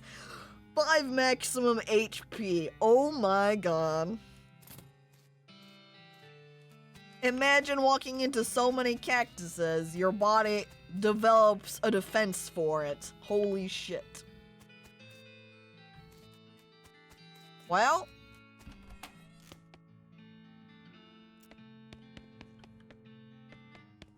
the most I can see is doing a final peek around, whoops, to see if I can find any sneaky item laying around here so I can get myself a needle. But I don't think that's the case. I don't know where the fuck I'm supposed to get the needle. So maybe I'll just say, fuck you, Sheriff, your problem, bye.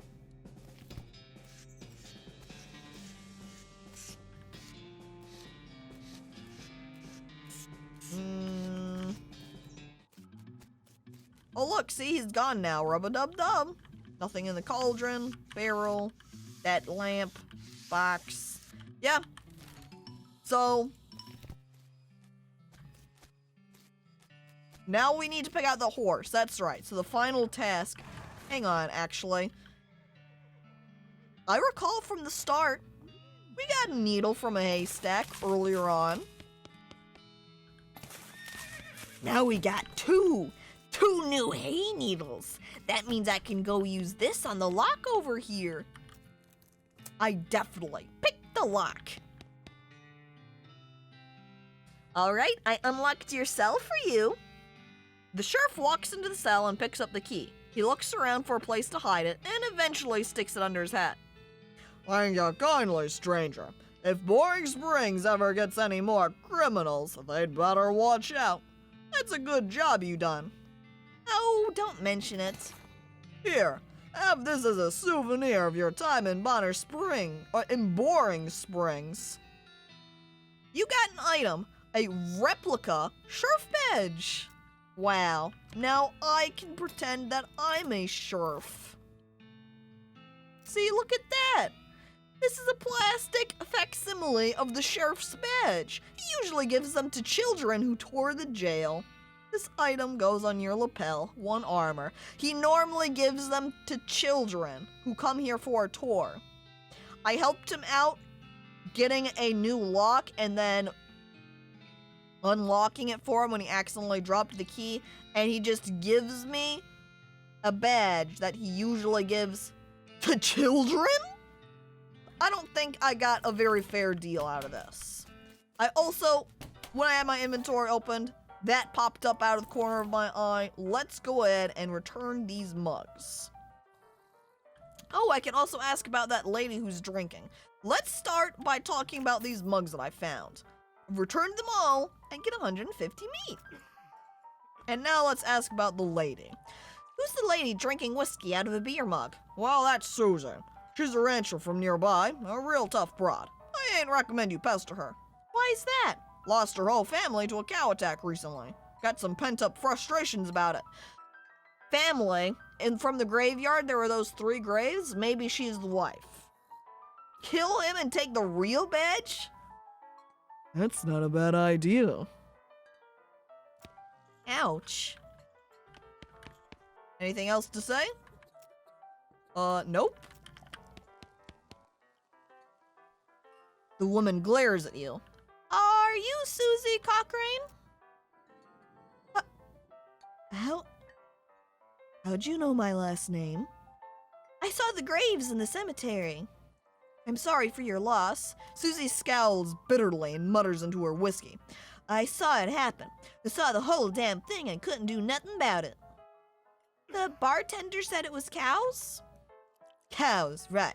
I don't know what those things are, but they ain't cows. Not anymore. What happened? It was a raid. See, Ma and Pa used to ranch cattle back before they came home. Pa didn't make it, but Ma and I managed to rebuild. Re-ranched pigs instead. And she left me the place when she passed. Okay. Go on. Well, I guess a passing herd sniffed out that it used to be a cow ranch, and they attacked a couple of days ago. Happened so fast, I didn't even have time to get my rifle out of the gun safe. Cows smashed in the front door, and a fire started out back by the root cellar. House went up in blazes, just like that. What did you do? There wasn't anything I could do. Couldn't get upstairs to the kids because of the fire. And I saw Tim trembled right in front of me. She drains her drinking glass. I ain't want to talk about it anymore. I'm sorry. She refills her mug from a bottle on the bar, and doesn't reply. What will you do now? Head west, I suppose. Nothing keeping me here, and no desire to stay. I can't leave without my rifle, though. Why not? It was Ma's rifle. It's all I got left out of anybody. Where is it? Left at the ranch like a damn fool. Listen, can I ask you a favor? I need someone to go get it for me. Alright, yeah, I'll go get it. I'm not gonna ask her why she's not doing it. I'm just gonna go help her straight up. She just said I am not want to talk about it anymore. Well, come on, she's a capo. Alright, show her where the ranch is. Got it. Time to go to the ranch chat. The Cochrane Ranch. Alright, all the water in the trout has boiled away. The ranch burned down. Nothing in the fireplace. Nothing to look at in the burned wreckage. Something behind this door is making some pretty awful noises. Come back to that. Isn't that how you Americans usually speak? It's true. That is how we usually speak around these parts. Yeah, I like the outhouse though, in perfect condition. Oh, dang it. We go through it anyway. Looks like somebody was in the middle of fixing a knife. Okay, I take the knife. A varmint skinning knife. If I had 3 snake skins, I could have traded something to that guy. I wonder if I came here first and got this skinning knife, if I could have skinned those snakes as I was killing them back earlier at that 1,000 snake area. These pies were... they weren't safe. Oh. And this cow skull looks kind of angry. You're not gonna make it to that safe without dealing with it. Well, we're gonna deal with it. It only has 15 HP. Pathetic. I shoot. 3 damage. Uh-oh. I guess now I'm on fire though. But I shoot it again and I kill it. 2 hits, no problem. Victory. You defeated that nasty cow skull floating in a cloud of flame, and I leveled up my Deadeye skill. Excellent. I grab Susie's rifle. Well, and I guess that completes it. Nothing else around here. So, alright, back to the town and back into the bar, and we'll go ahead and have a little chat with Susie. You find my rifle yet, stranger? Yep, here she is. Susie's eyes well up with tears as you hand her the rifle, and she roughly scrubs her sleeve across her face before any of them spill over. Thanks, stranger. I didn't catch your name. I'm Marlene. Thanks, Marlene. I can't rightly say what this means to me. She looks at the rifle for a long moment, then looks back up at you. She sighs. Well, that's enough wallowing in misery. It's time for me to hit the road. If you want me to tag along when you head west, you just say the word. She looks just like you. Please, look at the distance between our eyes. Look at the shape of the hat, the color of the hair. We're completely different looking, Twitchy. Excuse me. Just because we both have 2 ponytails.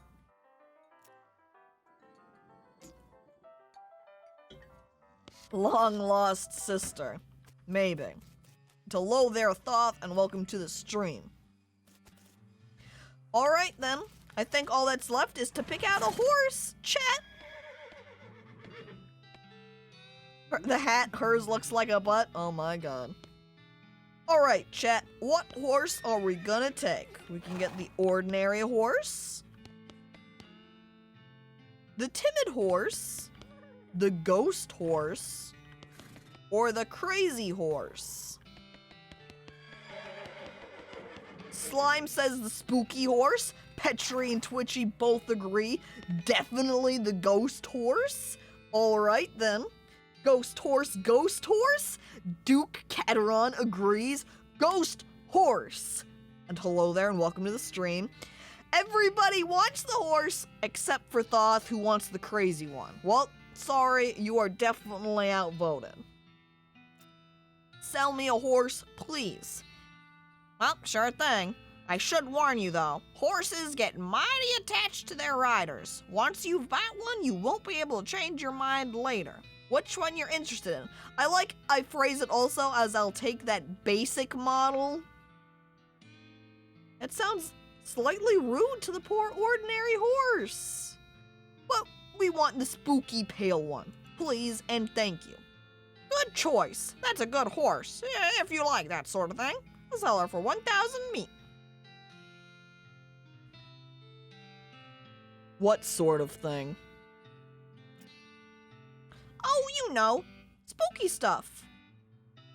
spooky stuff? I don't want to get into particulars.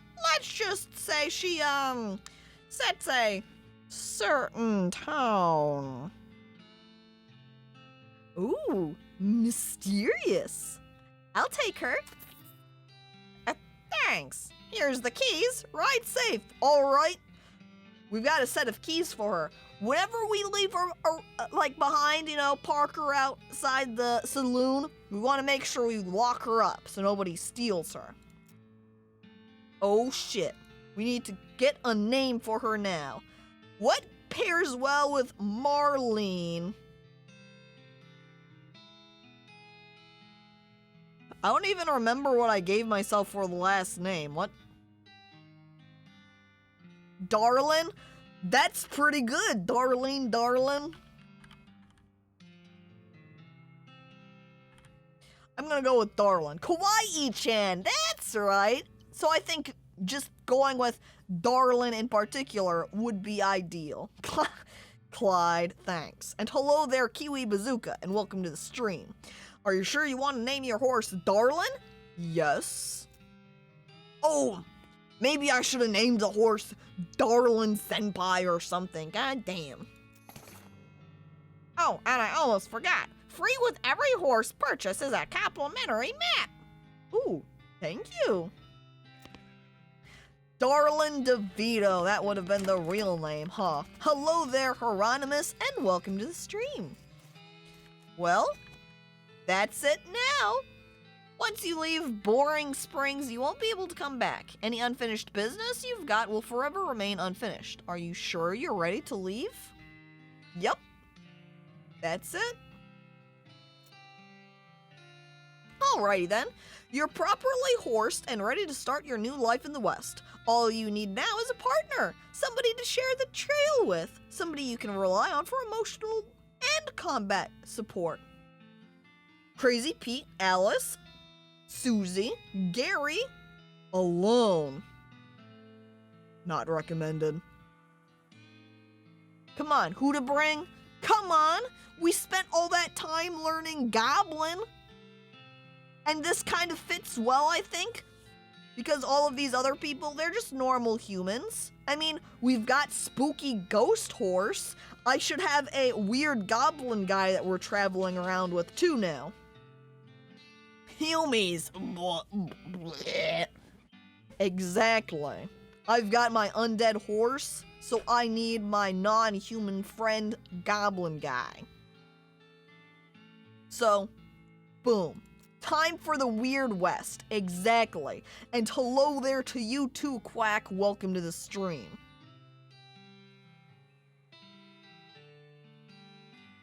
Alright, so I head back to the saloon's basement and smuggle Gary out under your coat.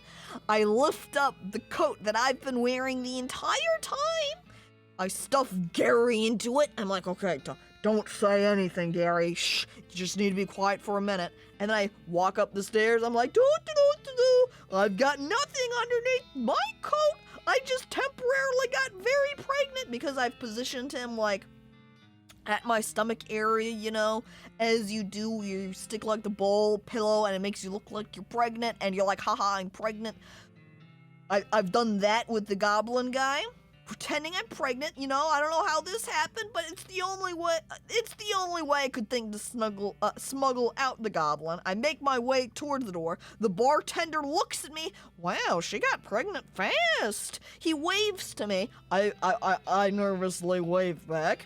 And then I make my way out of the saloon bar and I head off, quote unquote, giving birth to the goblin. Gary nods to me excitedly. He's ready to travel west now. And it's time to go and hit the trail. Oh, one last thing before you go. Up until this point, I've been automatically spending your experience points for you. I'm happy to keep doing it, and I promise to give you a nice, well-rounded experience. Shall I keep it up, or would you prefer to decide for yourself where your XP gets spent? I grabbed the XP from the narrator. Excuse me, I can do it myself. I don't need you to take care of my stats and skills for me. Get out of here. Okay, you now have the option of turning yourself into some kind of unbalanced weirdo if you want. Open your character screen when you want to spend XP. Well-rounded? Fuck that, we min-max as fuck, that's right. I have no idea who Gary is or if he's even a real goblin. Don't worry, we have met Gary and he is definitely a goblin. We had to learn goblin to even speak with him. All right, I pull out my map. You consult the southeast-west map the Hostler gave you. It only lists 2 things, the town of Dirtwater and the Manifest Destiny Railroad Company's westernmost camp. So, let's head out for Dirtwater. Oh my goodness, see? Look at Gary! He's having a good old time. He's so excited to be going out west with us. I love Gary. It's your partner. Hi, Gary. Wanting more goblins meeting? Gary is hearing about goblins in Old Fort nearby. You discovered a new map location. Fort Cowardice. Okay. What do you think we should do next? West to going fast? Okay. A big iron snake to riding. So fast, taking us. A big iron? You mean the train? Yes, asking the training mains. Oh, okie dokie. Gary reminds me a little bit of Sparrowson. A little bit more hyperactive, perhaps, and obviously not as eloquent, but a very similar sort of upbeat, happy feel to him. Garyson, yeah. The sign says room for rent. Inquire within. Oh, here's my spooky horse. Darlin whinnies as you approach. Oh, I comb her mane. She neighs with whispery gratitude. We'll leave her alone for now. All right, here we are in the saloon. Gary's come inside with us, too. These guys must have fallen asleep during a brawl. Their fight must have been extremely boring then. Just couldn't stay awake during it. Well, you were pregnant with him, so Gary is your son. Oh my god. It's true. Gary's our son now, chat. Well, howdy there. Always nice to see a new face in town. Welcome to the Jewel Saloon. Hi there. Thanks. I'm Marlene. Glad to know you, Marlene. Folks around here just call me Lloyd. What can I do for you? Well, nice to meet you, Lloyd. Yeah, he does have a really good mustache. It's true. Alright, so we got a sign out front. Need help. Bourbon. We'll ask about the room, firstly. I saw the sign out front. Advertising a room? Oh, that's right. The finest room in the house, and plenty of room for your partner, too. You interested? Well, how much does it cost? Well, that's where you're in luck. The previous tenant was a banker fella, and he paid a month in advance, right before getting himself killed by bandits. You seem like a decent sort, so the room is yours if you want it. Gratis. Oh my god. Imagine going up to a hotel being like, hey, can I rent a room? You got any available? And the hotel's like, well, actually, we do have an available room because the person that was staying there died. And you seem pretty cool, so hey, you can have that room for free. Wow, great. Free room, that means a free sleep time too. Let's ask if he needs help with anything now. Well, if you're handy with mechanical stuff, something's gone wrong with our piano player. I thought the music sounded a little off. Yeah, it's not supposed to sound like that. Our piano player? Like the person playing the piano itself? I'll see what I can do. Thanks. I've poked around in him myself, but I lost the key. Well, this is suddenly taking a strange turn. This person looks kind of angry too. What's it with ponytail girls at the bar being very unfriendly? Like, look at this one. She's not at the bar and she seems like she's in a great mood.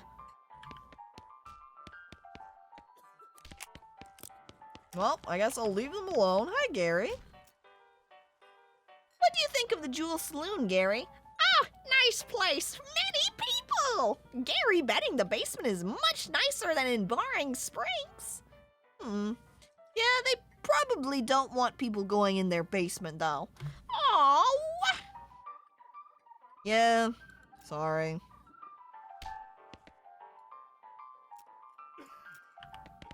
It's an automatic piano. They are actually called player piano, which makes it a bit confusing. And he's referring to the player playing it. Also, I can buy some slop. So that sounds delicious. We're gonna have to make sure we buy some. Have a nice snack for the road. The old man stares off into the distance, listening to the piano. Can I talk to him? No, he's not paying attention at all. Maybe I can try to fix him? Let's see.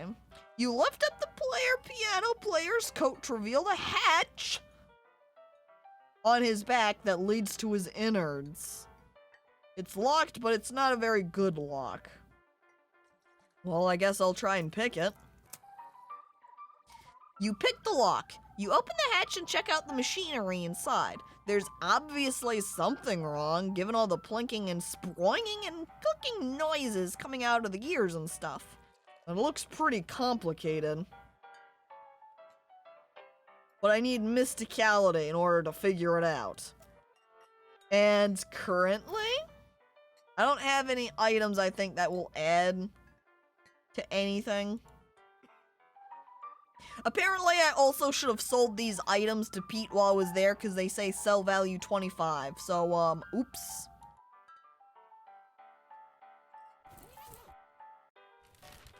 Oh, and here's the map. Ooh, lots to explore, it seems. Okay. I've got 2 base mysticality, 3 currently. If I equip items or use items, that will increase the total. So I need at least 5 in order to be successful in fixing him. So we'll come back later.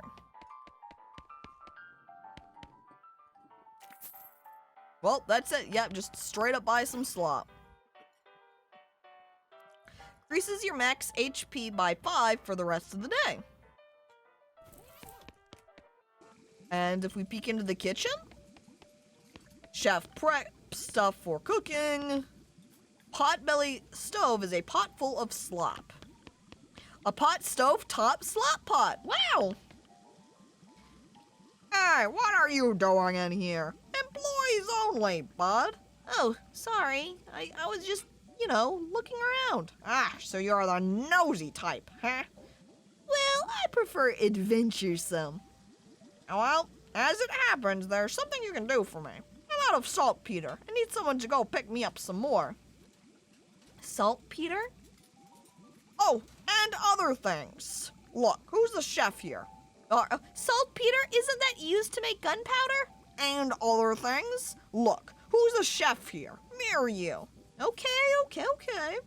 Where can I find it?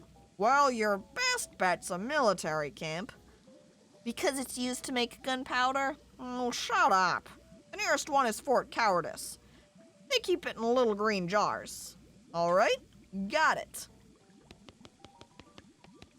The shelf is full of canned and bottled ingredients and boxes of slop helper. Slick. Still looking for the saltpeter, don't care. Alright, lady's too busy washing dishes, and we're out. A sign that says, see bartender for darts. Ooh, I wonder if we could play some darts. This girl over here, extremely angry. Hey, how come they're allowed to drink without hats on? That's probably why. A cowbell? Ah. Oh. Da, da, da, da, da, da, da, da.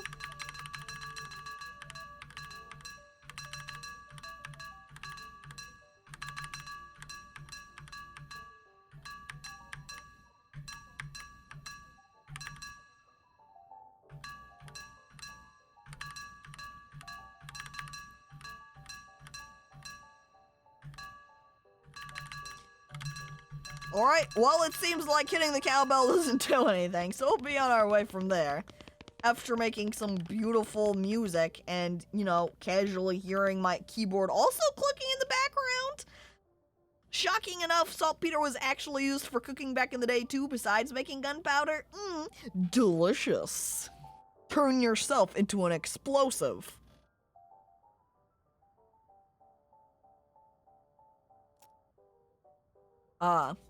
Thank goodness. The chair put back into its place.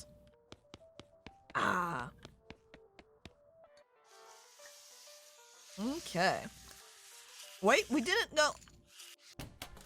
I like the poker is in quotes. Like, we call this the poker room, but it's not really just for poker. It's just general card room. I bet everyone's actually playing Go Fish over here.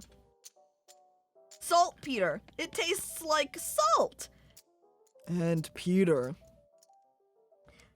This poster says rules of poker, followed by hundreds of weird rules in tiny print. Okay, I read one of them. 3 6s and 3 9s count as an Arizona flush. 2 kings and 4 two-eyed jacks count as a full house. 9s are wild, unless accompanied by 2 homicide kings. 2-eyed kings are wild and 8s of clubs are double wild. Jesus. I think people just constantly were making up rules in order to win, like, their hand. And at some point, there just started being so many rules that they're like, okay, there's way too many rules to remember. We gotta start writing these down, guys. And so whenever anyone would lie to win a card game, one of their hands, they'd write it down on the rule sheet. So really, these rules of poker have resulted just from cheaters like me. This table is full up. No room here either. However, this table, it has a spot. I sit down at the poker table. A dealer emerges from somewhere in the back and sits down next to you. The lady to your right introduces herself as Shelly, and the player to your left says his name is Jack. The dealer tells you that the ante is 20 meats. Alright, we ante up. The dealer gives the deck a shuffle and then deals. A hand of cards glides across the table to you. It's a pretty decent hand. A pair of mustachioed king of clubs, 2 deuces, and a pair of 3s. It's the first round. The pot is 60 meat, and you estimate your chances of winning at around 30%. Alright, let's check. You whistle nonchalantly and check, adding 5% win chance. Shelly raises. I call. I lost. Or no, was I just betting in, putting in 20 meat?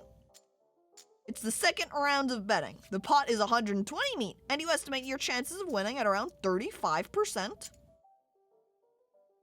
It seems like the way to win the poker games here is with mysticality, not with cheating. So we check again. Alright, last round of betting. I don't know about, we'll keep raising to the side, and we're just going to check again. And so Shelly glares at the dealer, raises, I check. I reveal my cards. I lost.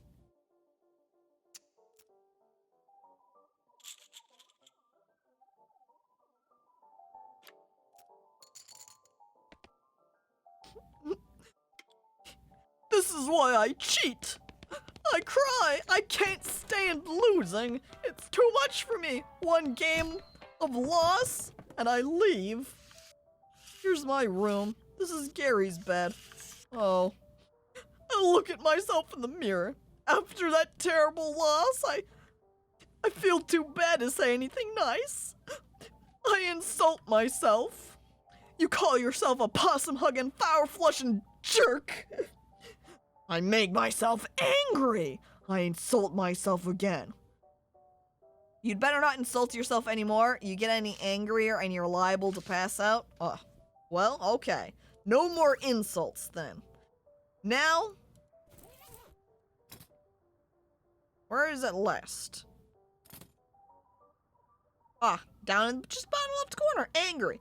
You're madder than a hornet. If your anger level gets higher than 1, you'll pass out from rage.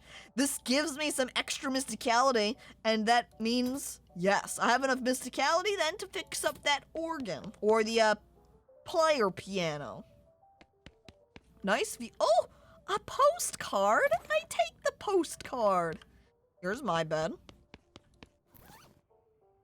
Postcard? Yes.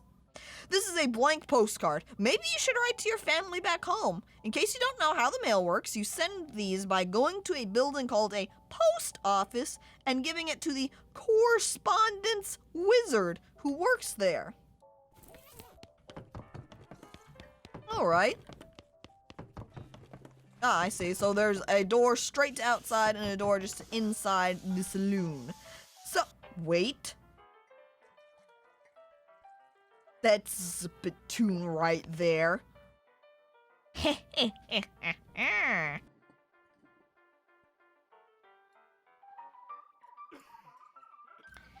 This is a spittoon, which is sort of a brass bucket that people spit into instead of spitting on the floor, because not spitting at all is not an option in this society, I guess.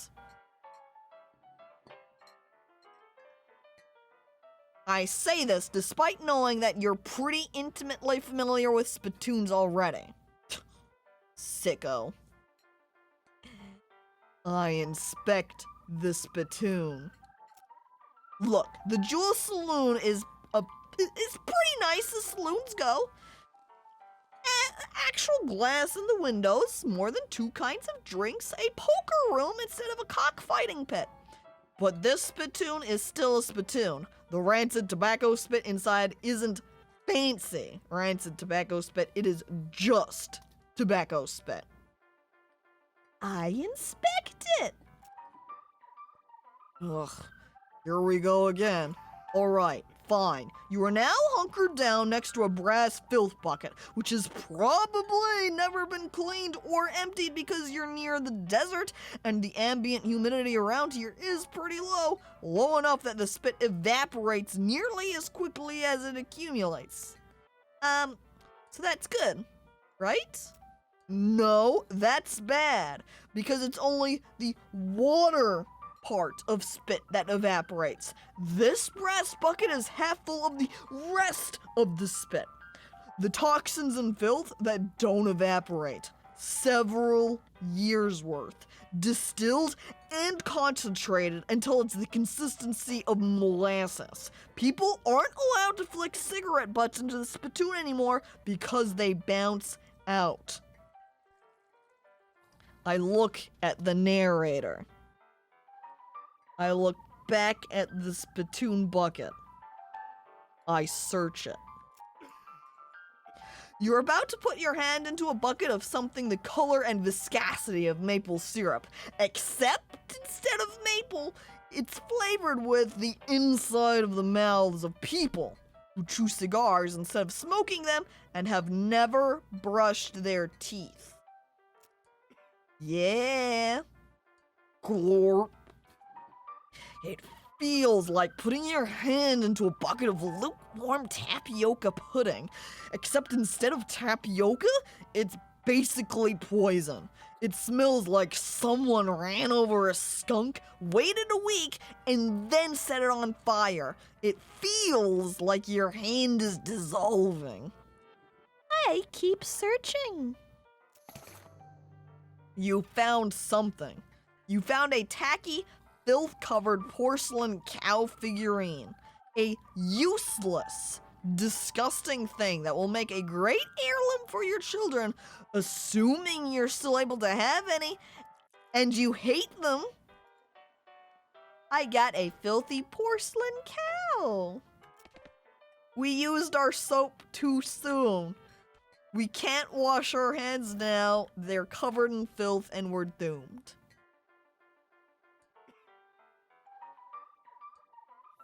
There's the filthy porcelain cow. Adds 3 melee damage and 3 spell damage. It doesn't even increase the damage on my gun. That's a shame.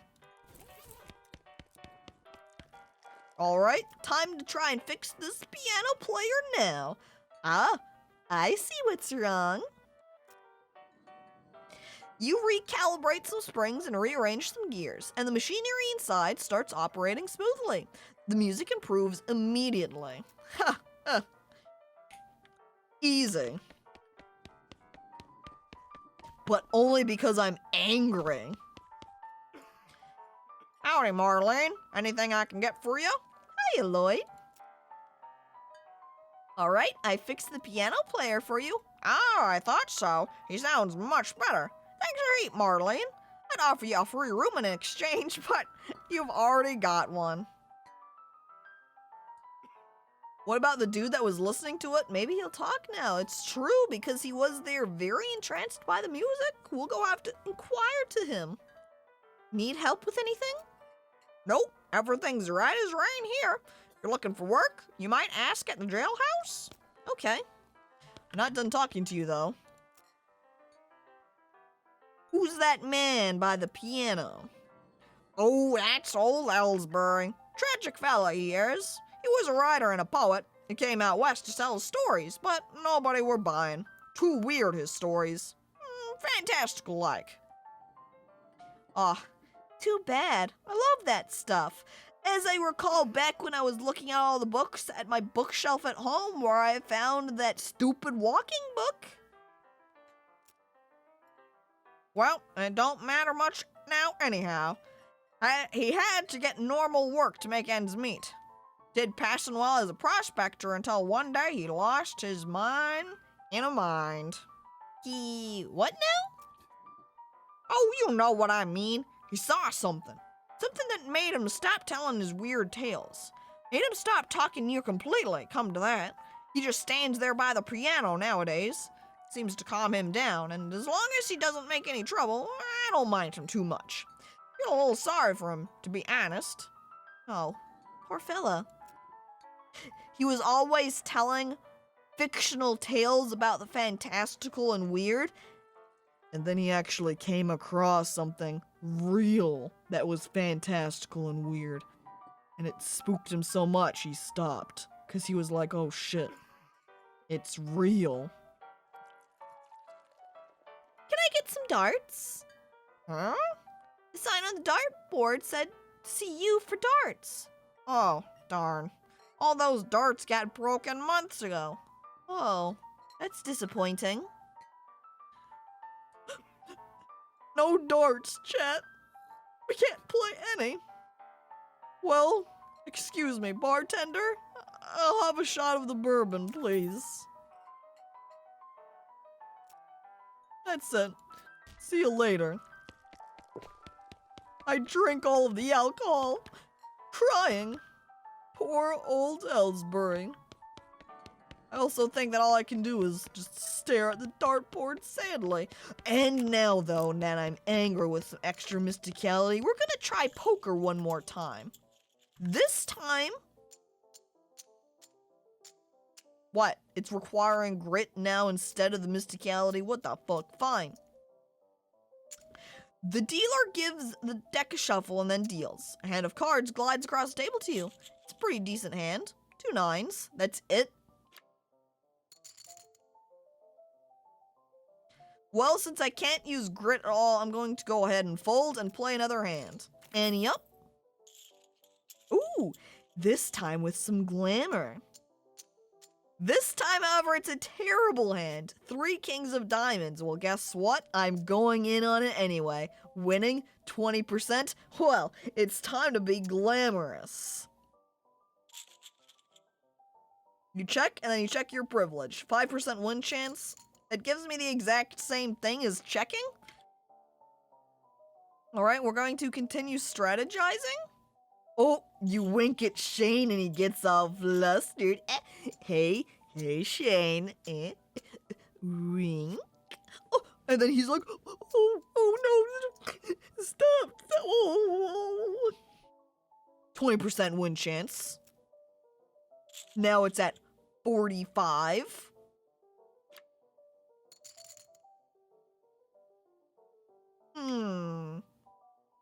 The pot is 60 meat. We raise. With a flourish, you plop 20 more meat down in front of you. Wait, does it just end it there? I win, though. 120 meat. The dealer announces that the ante has been raised to 25. Alright, here we go, round 2. I keep playing poker. It's the first round. This time, my chance of winning starts at 40%. We're going to cleverly strategize, firstly. Plus, you do some quick mental math and realize your odds of winning are better than you thought they were. Plus 20% win chance. Well, I can't, since my grit is terrible, I'm not able to utilize any raising or strategizing, so we'll just check for the moment. Shane hesitates for a moment and then raises. We call him. It's the last round of betting. Time to do or die. The pot is 150 meat, and you estimate your chances of winning around 65%. I want a bigger pot. I raise. I reveal my cards, and I win again. We gain 225 meat. But we'll walk away for now. There'll be time for gambling later on. And we'll do so then. For now, I want to keep checking out the town. There's a weird ghostly carriage, T-Gun & Co. Ltd. And we've got the Dirt Water Mercantile, Sundry Provisions, Miscellaneous Provender, Assorted Comestibles, and various groceries. But look at how happy the shop clerk is. He's so smiley. Bag of Shroom Grow. Gary will want this. This is a bag of patented Shroom Grow Miracle Fungal Fertilizer, guaranteed to increase the size and intensity of any mycological specimen. Well, that makes sense, since we did have the fungicide to get rid of him earlier, so now this is the opposite. And hello there, David, and welcome to the stream. Why is meat currency? I don't know. Why do you choose anything for currency? Clearly because meat is the most convenient item to use for it. Somebody just started dealing with meat at some point in time and it just caught on.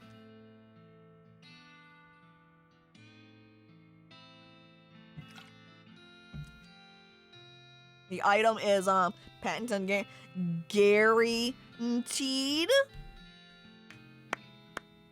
Amazing. Twitchy. Comedy Gold comment. Wow.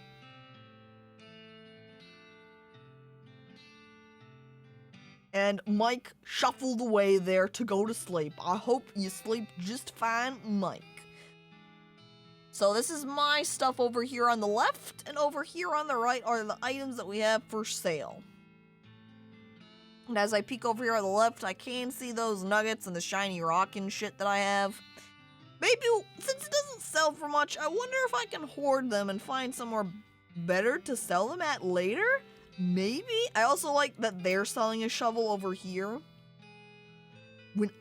When I point at myself, got the shovel for free thanks to helping out that guy earlier in the boring Springs town. Haha, get fucked. So it seems like increases your muscle, blah, blah, blah, blah. Most of these increase stat points. Modern Snake Oiler? This is an old back issue of a popular magazine for snake oilers. Use this to learn a new snake oiling skill? Ooh. So if I want to learn some more skills, here it is right here. Only chumps pay for shovels. Exactly. We also got some disposable binoculars used to discover a new map location if you can find a high enough vantage point.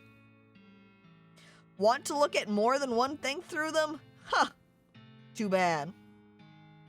They're disposable for a reason. Snake oiling? That's right, I'm a snake oiler, so it's what I do. And hello there, Spoolie, and welcome to the stream. I can also sort this either alphabetically or by meat amount. Let's go ahead and buy this for Gary with the gambling money. And, I'll wait on buying myself the Snake Oiler book, I think. I give this to Gary. You give the bag of Shroom Grow to Gary, and he tears it open and starts shoving brown lumps into his mouth. Ow! A deliciousness! Ow! Gary has become more powerful. Groovy. Yay? He's become more powerful, so that's definitely a yay. I like having a powerful ally. Hi, I'm Marlene Kawaii-chan. Any mail for me? Nope. Darn. Well, I'd like to send a postcard. Alrighty, let's have it. You write a quick note to Rufus letting him know that what you've been up to, and that you're okay. Well, that'll be... Oh. Well, it's one of them prepaid ones. Well, that'll be 0 meat then. Alright, thanks.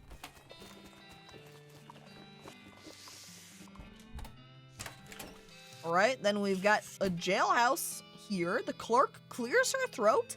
Howdy, are you the sheriff here? No, we don't currently have a sheriff. Oh. I adjust the plastic fake sheriff badge that I'm wearing. I could be the sheriff, maybe.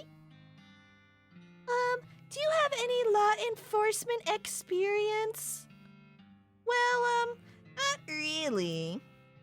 Have you been to sheriff school? No. Do you have an existing relationship with Third Water's local government? Are you familiar with all of the local ordinances? Do you even live here? No. Then, what may I ask, in tarnation makes you think you'd be qualified to be the sheriff? Well, I just assumed. Oh, so you just assumed that you could mosey into town and become sheriff on your first day? Well, when you put it that way. If I had 5 meat for every wide-eyed protagonist-looking kid who wanders in here thinking they're the most important tenderfoot to ever strap on iron, I wouldn't need this dead-end clerking job. Look, alright, sorry, okay? It's okay. Like I said, happens all the time. Well, is there anything else that I can help with? Sure. If you're any good with a gun, there's always somebody in need of some justice. Wanted posters are back there. Sounds over yonder. She points behind her and off to the right, respectively. So even though she's not going to let me be a sheriff, I can essentially act as a sheriff. I take my leave. What posters do we have here? It's a wanted poster. Or a wanted poster. If accuracy is important. All caps, not lowercase. Make sure you get that right. It says, Wanted, the House in the Desert Gang. for a mortgage non-payment, squatting, and general public nuisance. Also for murdering 2 collection agents last seen in the house in the desert, 500 meat reward.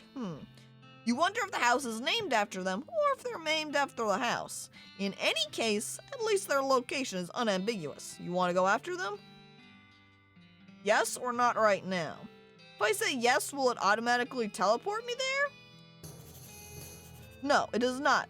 It just marks it down. Got it. Read this one. The wanted poster reads, Wasted? Wasted? The Stripy Hat Gang for Grand Theft Paint and tasteless hat vandalism. They were probably coloring some hats in very bad color combinations, like green and orange. Last seen in the vicinity of Cavern Canyon. Interesting. Dirty, rotten paint thieves and low-down, no-fashion sense hat vandals despicable. Yes, we want to go after them. And then all of these cells over here, all empty, but also ghostly. Could I lock my horse up into that cell? It's a ghost cell, so,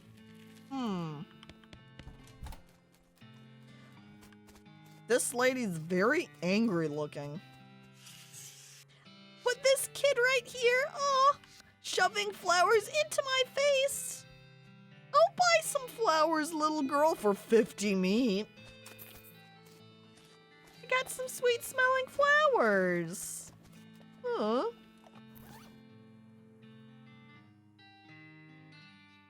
These flowers smell really good. This item goes in your offhand. 15% stench resistance. Well, right now I'm busy with my melee spell damage offhand item, so I think I will keep that for now. Alright, and then we've got some vacant lots. So it just, wow.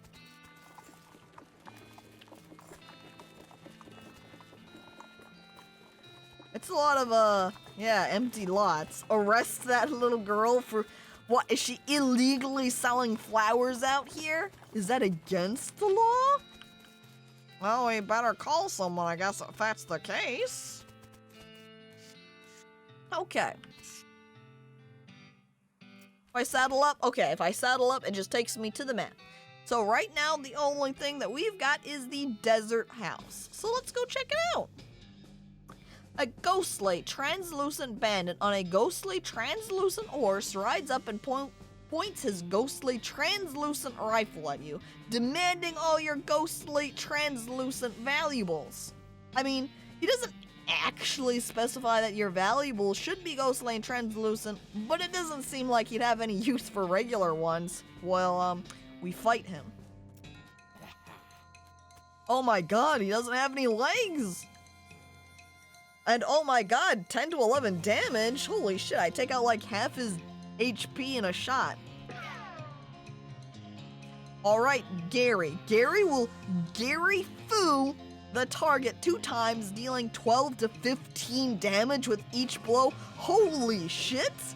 Gary is extremely strong! Oh my god! I think Gary might be the main character here, not me. I think I'm his sidekick. Holy hell, Gary can even summon his own little spawn, so there can be like a little mini Gary. Alright, Gary, you can go ahead and just Gary Fu him, alright? Yeah, truly, Gary is the senpai. Oh my god, 27 damage. I didn't even need to attack. Gary could have taken care of that no problem. Holy shit, Gary. Alright, got some ectoplasm, and I can continue on. Here we go. As you dismount and approach the house where the bandits are holed up, you hear a voice from inside say, "What was that?" Uh-oh. Looks like you're going to have to be sneaky if you want to avoid a full-on fracas. Well, it just so happens my full name is Marlene Sneaky Kawaii-chan. 'Cause Sneaky is my middle name. That's what we in the business call the Gary Carry. I love it. Holy hell. Gary is the one carrying. Gary carry. Oh my god. And hello there, the great hurt, and welcome to the stream, Gary-chan, truly. Wait, really? Yeah, Sneaky is my middle name. Okay, if you say so. And I do. Thank you. Oh, look at me sneak. I am extremely sneaky. I sneak past the doghouse. From the sound of it, you'd say this doghouse contains an angry dog.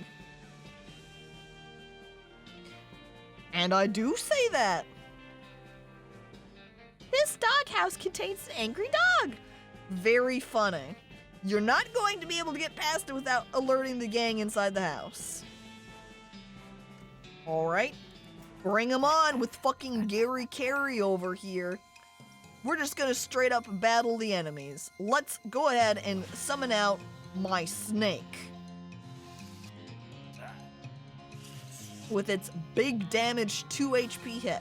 Let's see about Gary's summon. Apparently labeling it as reproduce. Okay, Gary, reproduce for us, please. Oh.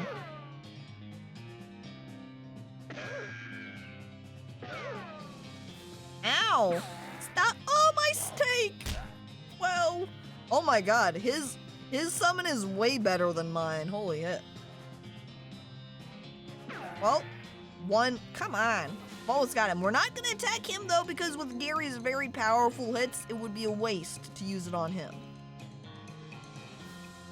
Coffee House, Art House. Let's kill Art House because he's got more HP.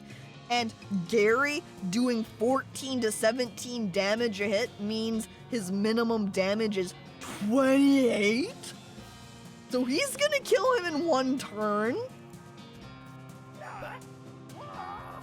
He even did maximum damage. Oh my god, Gary. Gary.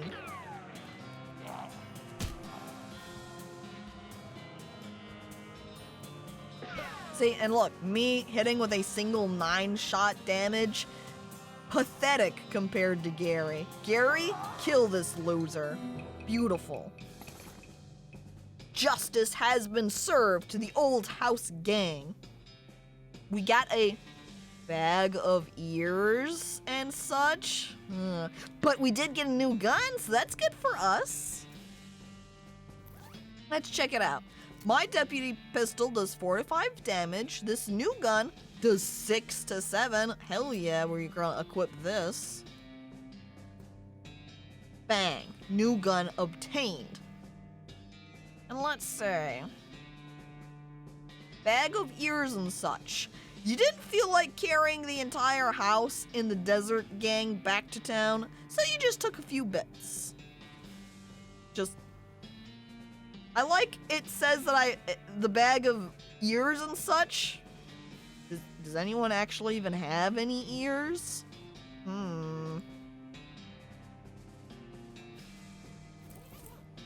Imagine all the things you can hear with a bag of ears. True, especially since I don't have any ears myself currently. I'll just borrow theirs, slap them on, no problem. M. McCready stuck to his guns. And then he died. You need proof for the bounty? Sure, but again,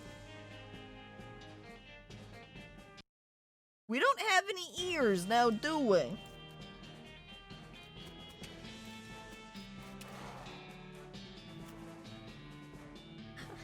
Wow, hooray! You catching up bad guys! Yep, sure did. Oh, Gary. It's just a very small line. You have to zoom in like a bunch in order to see our little line ears. Alright, now we're heading back to Dirtwater. Off to one side of the trail, you see a covered wagon and a small family of settlers who look upset. You folks okay? Well, we're on our way to Dirtwater, but our wagon went and broke down on us. That's rough. You're liable to get attacked by bandits out here. Or snakes, or coyotes, or ghosts, or any other things that basically live exclusively on stranded travelers. Oh man, isn't there anything, is there something you can do to help us? Well, I guess we could give you a ride. What? You know how to ride a horse, don't you? Just ride to Dirtwater. But these are cart horses. Oh, for the love of. All right, we help them ride there. You help the confused settlers figure out how to sit on the back of a cart horse and lead them back to Dirtwater on a rope. These horses are not for riding on. They're cart horses. What? Wait, you can sit on their back anyway? Oh my god. Damn, all of you are basically dead out here. Bye! And then I leave. But then I wouldn't have gotten any EXP if I had done that. Alright, here's the jailhouse. We can tell them. Alright, give her what's left of the desert house gang. Well, this is certainly a bag of severed ear and teeth and such. What gang was this? That's easy. The House in the Desert gang. I'll take your word for it. Good job. 500 meat. Yes. Teeth? Of course. I gathered up any bits I could out of that gang.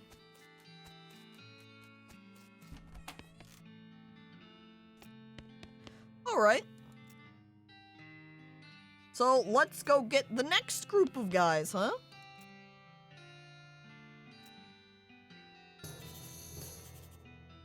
And we'll also grab this other gang too. For the Potemkin gang for unlicensed civil engineering and flaunting of construction regulations. Last seen in unregistered settlement north of Dirtwater. Alright, it even has the location for them, so we just have to go check them out. Hang on, one more time. I don't know where Cavern Canyon is, so... just somewhere out here. Unless it's higher up, I see. I can move my screen around like so. Or scroll out. There we are. That makes it much easier to see everything. Very far away. Well, let's start heading up to Fort Cowardice, I guess. Alright, overturned stagecoach. I can flip it over because I do have enough muscle. Just flip it, no problem. We beaning it up? No, we're snake oiling it up. Hello there, a really good name, and welcome to the stream. You muster your strength and get the stagecoach right side up. It's still an abandoned stagecoach, but at least it's less of an eyesore. Now the desert wasteland looking a little bit better. Just like the old saying goes, when life gives you cannons, make a cannonade. See, just a line of them. This fort, very quiet being. I thought goblins here? It does sound abandoned. Might as well have a look though, huh?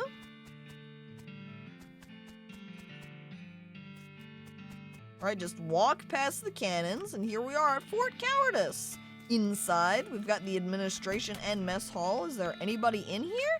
There was once a reception desk, but now the most appropriate thing for it to receive would be a free trip to the dump.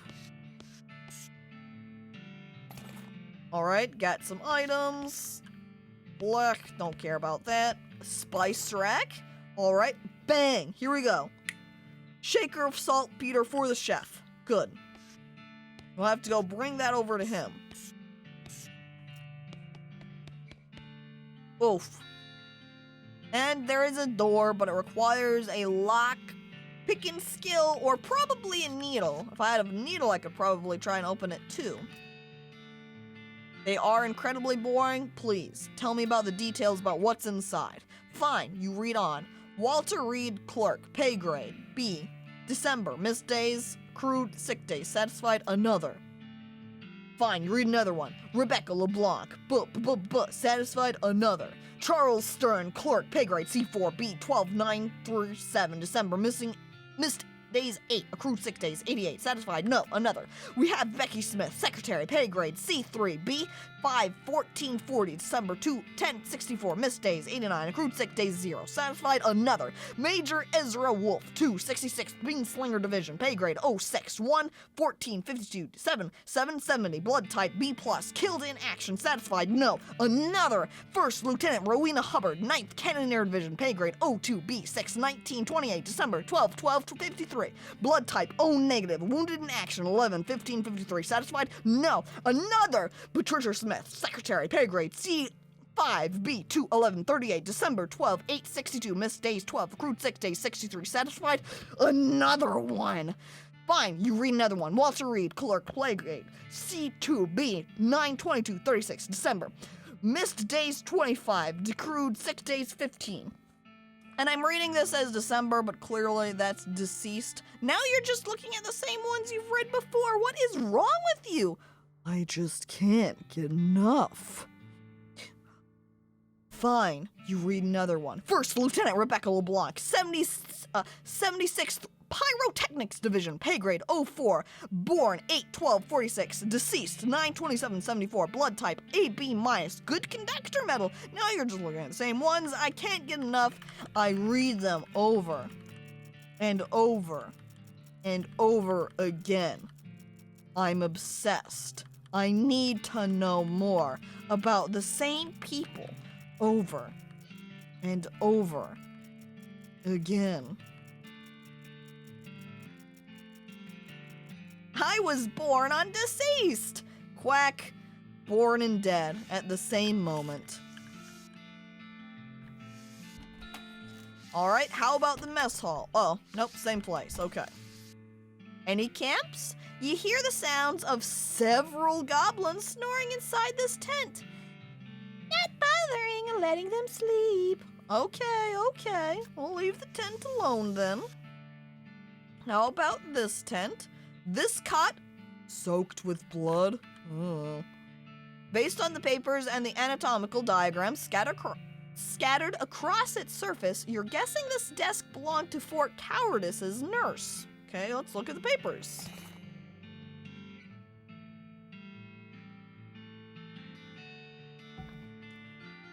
The papers are mostly just boring medical records, dental daguerreotypes, lamentations that antibiotics haven't been discovered yet, that kind of thing. Hey, wait, what's this? This one looks like it might be important. You got an item? Marching orders. Well, let's also look at the diagram then. Just a bunch of disgusting drawings of sliced open bodies. I look over to the left. I look over to the right. I reach up.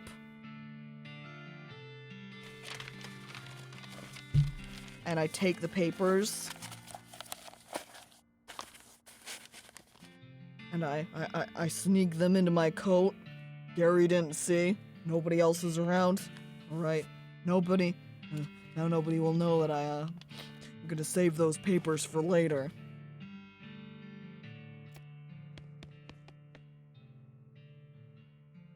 Gary walks over and takes more papers. Thanks, Gary. Just don't notice what's missing from the desk. This shelf still has some unlooted medical supplies on it. Well, render those looted, I take them. There's also a tiny safe. I don't know any safe cracking, so I can't do anything about that. That sign says toilet. Hang on. It swapped off. Okay. That sign says toilet and goblin, which makes it seem pretty likely that goblins use this tent as a toilet. And no way are you going in there. We skip the toilet tent. This mishap has definitely got somebody fired. Oh.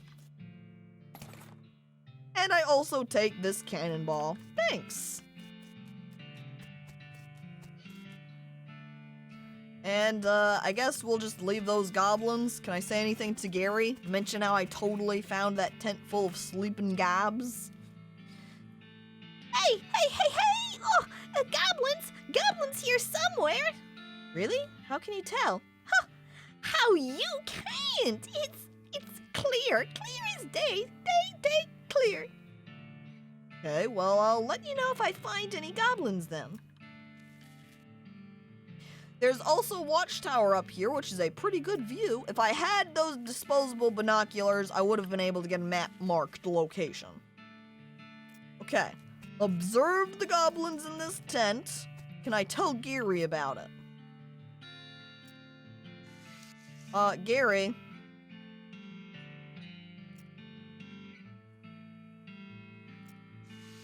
Oh, I guess I won't tell Gary about the goblins sleeping. Or, I guess, it's probably more like this is Gary. For some reason, I guess, I was thinking that it was a goblin inside the tent that had peeked out and was like, hey, don't wake us up in here, okay? But I think it's Gary over there seeing me walk up to the tent filled with sleeping goblins, and he's like, don't wake the goblins! And I'm like, oh, okay, sorry about that. Alright, now we'll head over to Cavern Canyon. Somewhere around here is that gang. A skeleton approaches you in that jittery, stop-motion-y way that skeletons do. Judging by its hat, it appears to be the skeleton of a bean slinger. You remember the classic saying, old bean slingers die like normal people, but sometimes they keep walking around and casting spells at you afterwards. Well, it's too bad I don't have a slightly better level of hornswoggling, because then I could have tricked the stupid skeleton and taken its hat. Well, I guess we'll just fight it then.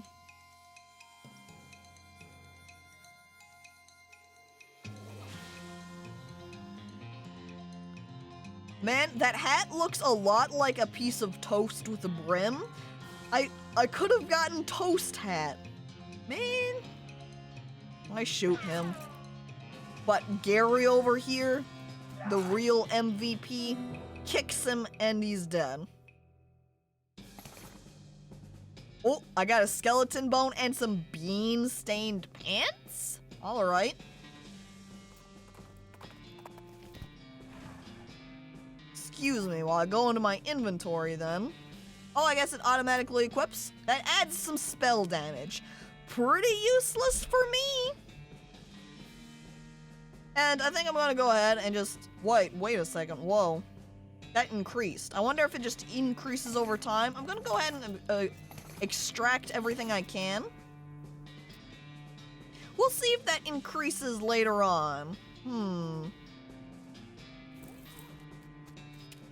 Ow! Dang it! Ooh, I've got a crowbar, so I can easily just pry off the bars here, no problem. Those boards can't hide from your prying eyes or your prying crowbar. We've got a couple of caves that we can go in here. 1, 2, 3. I guess we'll go ahead and go in order, starting with the Danger Spiders path. This crate has weapons.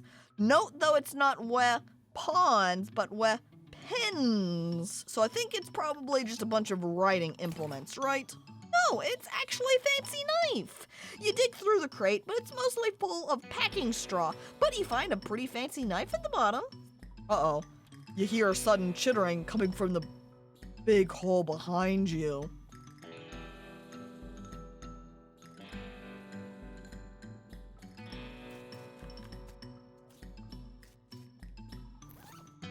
Let me just check out this knife I've got. Adds 3 moxie? Well, crowbar does not add any moxie, so I'm gonna put on the fancy knife instead. Bang, look at that. Big gun, big knife. Alright, before I go in here, I'm gonna check out... Hang on, you should leave right now before that spider eats you. Okay, if I exit and re-enter... What? Well, dang it. I didn't realize I would only be able to pick one choice. I thought I would have just, like, you know, fought and destroyed that spider. Whatever. Apparently, there's also a spider danger in here, too. However, it also looks like this door has, like, a million locks on it. This door has, like, 15 deadbolts on it. The note tacked to it says, please don't open this door unless you want to get eaten by a giant spider. Even then, don't open it, because the rest of us don't want to get eaten by a spider. It isn't even signed, so you can hardly be expected to take it seriously. I open the door. Petting or any way touch is considered a grave offense in spider culture, and it reacts violently to the petting. Uh-oh. Do not pet spiders. Oh. Oh. The tunnel behind this opening goes straight up. There's no way to get through it unless you're a huge spider. Well, looks like we're gonna need to go become a huge spider, Chet. It's the only way. Oh, it's time to be sneaky. You can see the gang on the other side of this big pile of junk, but you're not going to be able to get to them from this end. Maybe if you had more legs, you'd be able to pick your way through it. I wonder if we could talk to Spider in First Cave and negotiate an agreement to get through. You hear a horrible skittering noise, followed by a scream, followed by more horrible skittering noises, followed by more screams, followed by some rapping noises, followed by some muffled screams. Then there's more skittering, then silence. We're gonna wait to go inside for just a moment. I'm gonna peek into here. All right, still not letting me. Still walking into the cacti. Ow! Ow. Now I enter.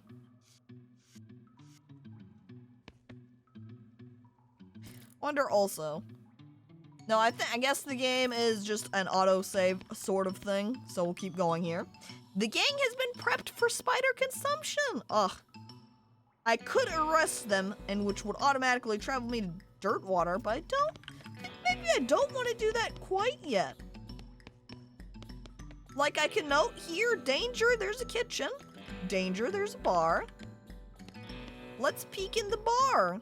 What we have in here? And hello there to you, Sleepy Blade, and welcome to the stream. Looks like this place needs a new bartender.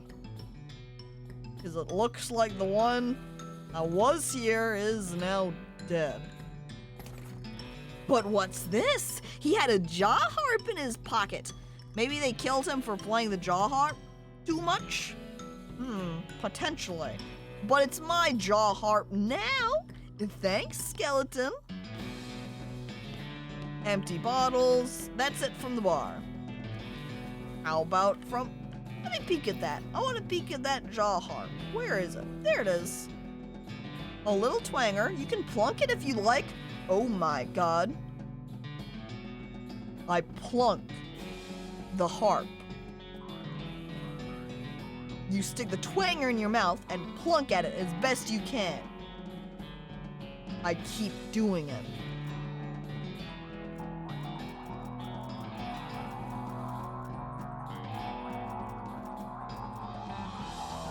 What a good time! I'm gonna stop for now. Maybe we'll plunk it some more later. And hello there, Dunder, and welcome to the stream. Definitely have been here the entire time, and you made it for the entire stream too, indeed.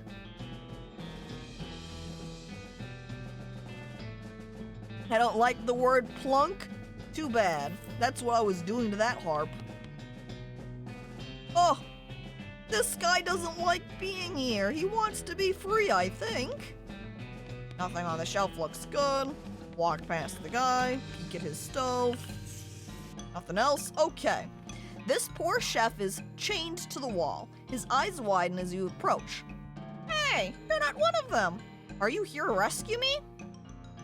Yeah, sure, I'm here to rescue you. Why not? Oh, thank goodness. He thrusts his hand into yours and shakes vigorously. I'm Doug. Arlene, what do you do, Doug?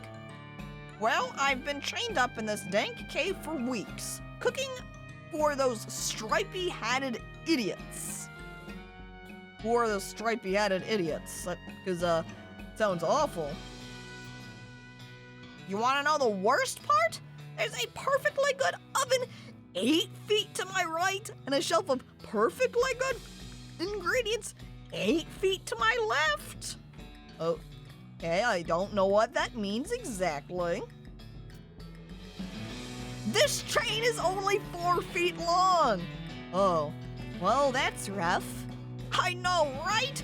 Oh, there I was, fresh out of culinary school with a million meat idea in my head, and now here I am, 4 feet shy of my dreams, cooking the same pot of soup over and over again. Oh. Poor guy is just trapped. He can't get any special spices or do any different kinds of cooking. He's just doomed to just pot forever. What million meat idea? You promised not to steal my idea, right? Yeah. I promise, I say, putting my hands together, snake oiler. Solve this with TNT, blow him and the food up? Not yet, we want to make sure we get this idea from him first. Okay then, It's a new kind of sandwich. Or maybe taco.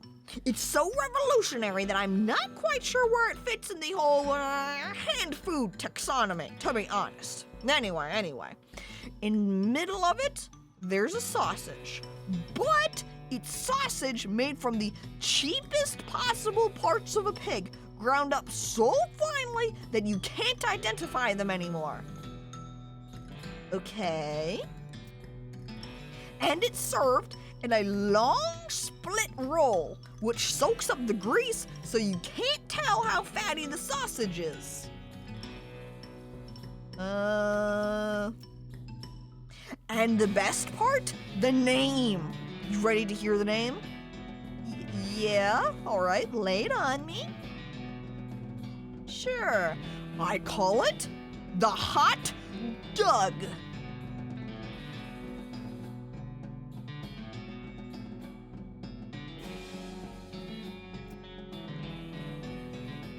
What do you think?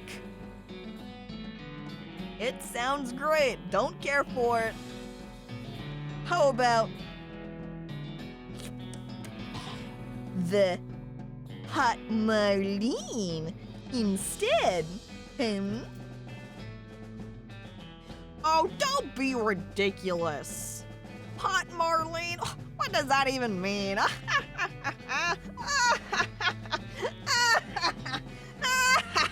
He just keeps laughing. Well, hey, there's no need to be mean about it.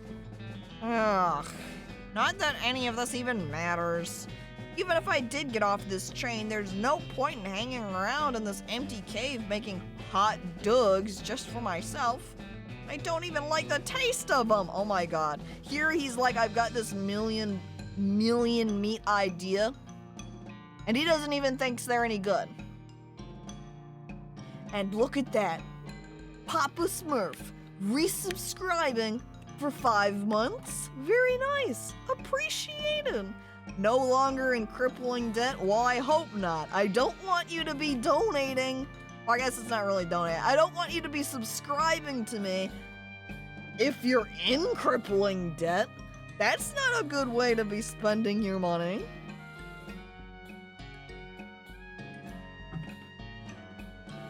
Okay, well, you could set up shop in Dirtwater.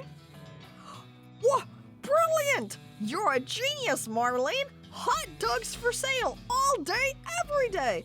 I'll make a mint. Say, there's an idea. What if I added mint to the sausage mixture? Ooh.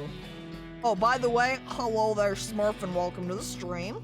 Mint hot dogs. Yeah, that doesn't sound very good. You help him break his chains. He leaves the cave, hauling the oven and the shelf full of ingredients, muttering to himself about new sausage recipes. He fucking took the stove and the spice shelf with him? Jesus Christ, Doug is strong. Alright, so now I've explored the rest of the cave. It's time to arrest these bandit people. You stack the cocoons on the back of your horse, except for one which Gary offers to drag. Oh, thank you, Gary, and head back to the Dirtwater jail. We turned them in. Oh, is that the Stripy Hat Gang? What happened to them? Well, they had a run-in with a giant spider. A giant spider of justice. Oh, well, fortunately, the reward is for results rather than explanations, so I'm not gonna worry about what you mean exactly. I'm just gonna pay you. Thanks. Groovy. I like now in the jail cell, I can see the cobwebbed, spider-webbed criminals. The other criminals we do not see because we killed them. Gary, what happened to the one you were dragging? He's in here too, don't worry, Dr. Corgan. Should we pay the spider for help with catching those guys? You know, we probably should. Maybe we should swing back on by where the spider lives and say, hey, you helped us out. Here's your cut of the reward. Good thing I came in when there was no giant spider. Well, actually, Smurf, we never saw that giant spider. It stayed hidden away the entire time.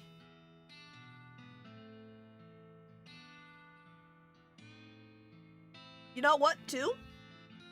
I bet if we had... I wonder, / bet, that if we hadn't opened that one door that had the 15 padlocks on it, that maybe that group of bandits would not have gotten all wrapped up in spider silk. Get the spider a hot dog, maybe? Oh, there's an idea.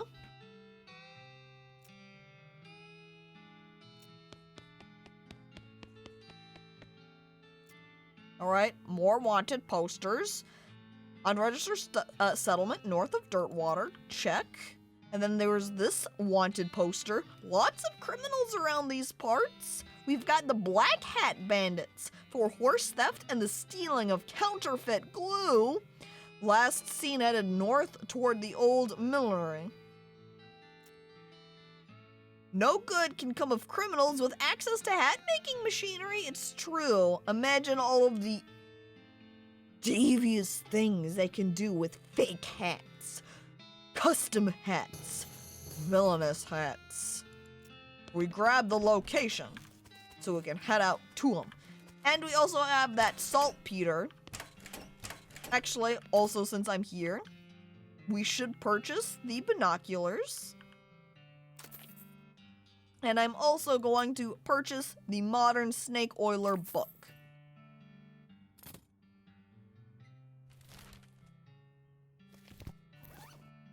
Alright, book. There it is, issue 147. We read it. There's an article with a list of tips and tricks for moving really quickly. Gives quick on the draw, a skill that increases your speed. There's an article entitled Debilitating Toxins. Where are they now? Gives bad medicine, a combat skill which will reduce a target's moxie, thus decreasing their defense against my weapon. And there's a recipe for a quick brew potion that fortifies your body, mind, and spirit. Gives strong medicine, a combat skill that temporarily increases your muscle, mysticality, and moxie.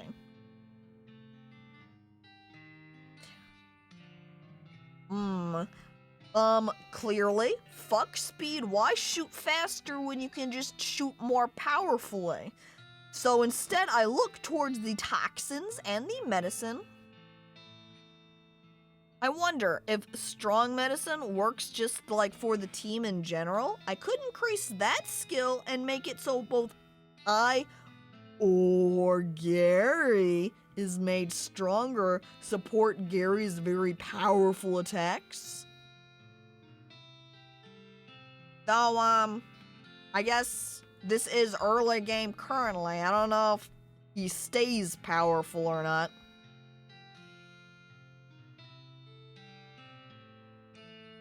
How much stronger can Gary get? That is the question. I mean, even if it's not usable, useful, helpful, putting it on to Gary, I can always still use strong medicine on myself, so. What is Gary's child's name? I don't know. Gary could get yoked? You're saying that in all caps like there's a pun that's happening here, but I might be missing it. Uh-oh.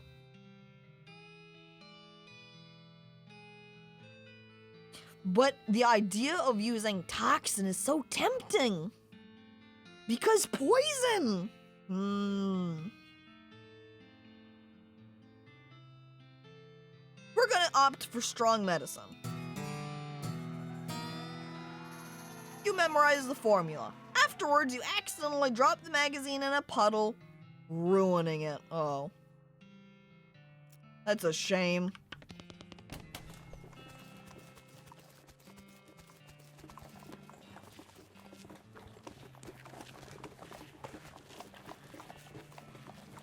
This horse smells weird? Well, don't smell it then, dummy.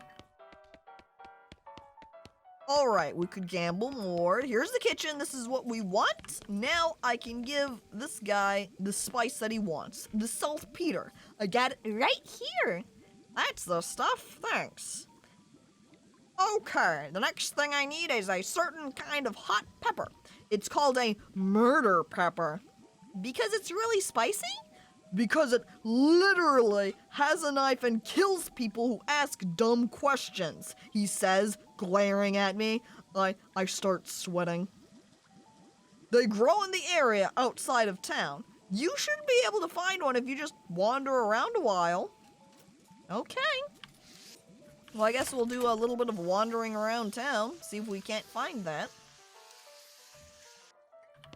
Is there any... Wait, we'll talk to Gary here real quick. Hey, Gary, what's up? He's just saying the same thing about being in the saloon, so nothing interesting. Alright, and I can't just click around aimlessly, so... let's head over to the railroad camp where we can grab some quests there. Wait, you spot an astonishingly large horse apple in the distance. You are literally astonished by the size of it. It is very large. New location, the Big Apple. Hell yeah, we're going to go there now. I pass right on past the railroad camp and I go over to the apple. As you reach the center of the clearing, you are simultaneously struck with a profound awe and a terrible stench as you discover the largest road apple you've ever seen. You can't even imagine how this got here. Was it a giant horse? Was it 200 normal-sized horses acting collaboratively? They should have sent a poet. Yeah, they should have. Is this a giant shit? It doesn't smell any better up close either. And hello there, Manakdanak, and welcome to the stream. Road apples mean shits? No, clearly it meant a literal apple. Come on, a giant apple. I start shoveling it up. 1 XP, a little dent. All right, we're digging. Slowly we work through it. Even though I'm digging it at the same time, it's kind of like, where exactly am I shoveling it to? What if I'm actually just moving the pile here just off screen below me? And you think I'm cleaning it up when in actuality I'm just relocating it then? What? Take a bite of it then? Oh, well, it is an apple. I shovel it. I bring it towards my mouth. I open my mouth.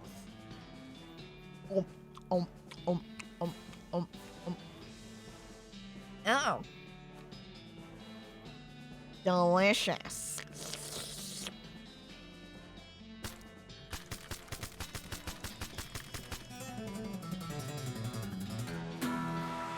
And there we go. We've dug up that giant road apple. You are very digging. Is this enjoyment for humans? Well, not exactly. Just more like a cleanliness obsession. She ate the shit away. Here, you thought I was just digging that big apple when the entire time I was eating it. After all, I did comment how it just sort of disappears. I might have just revealed where it went to.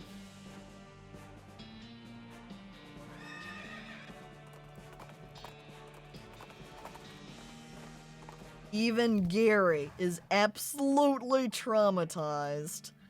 Oh, wow, wow, wow, wow, wow, wow! The iron snake much bigger when close up and looking.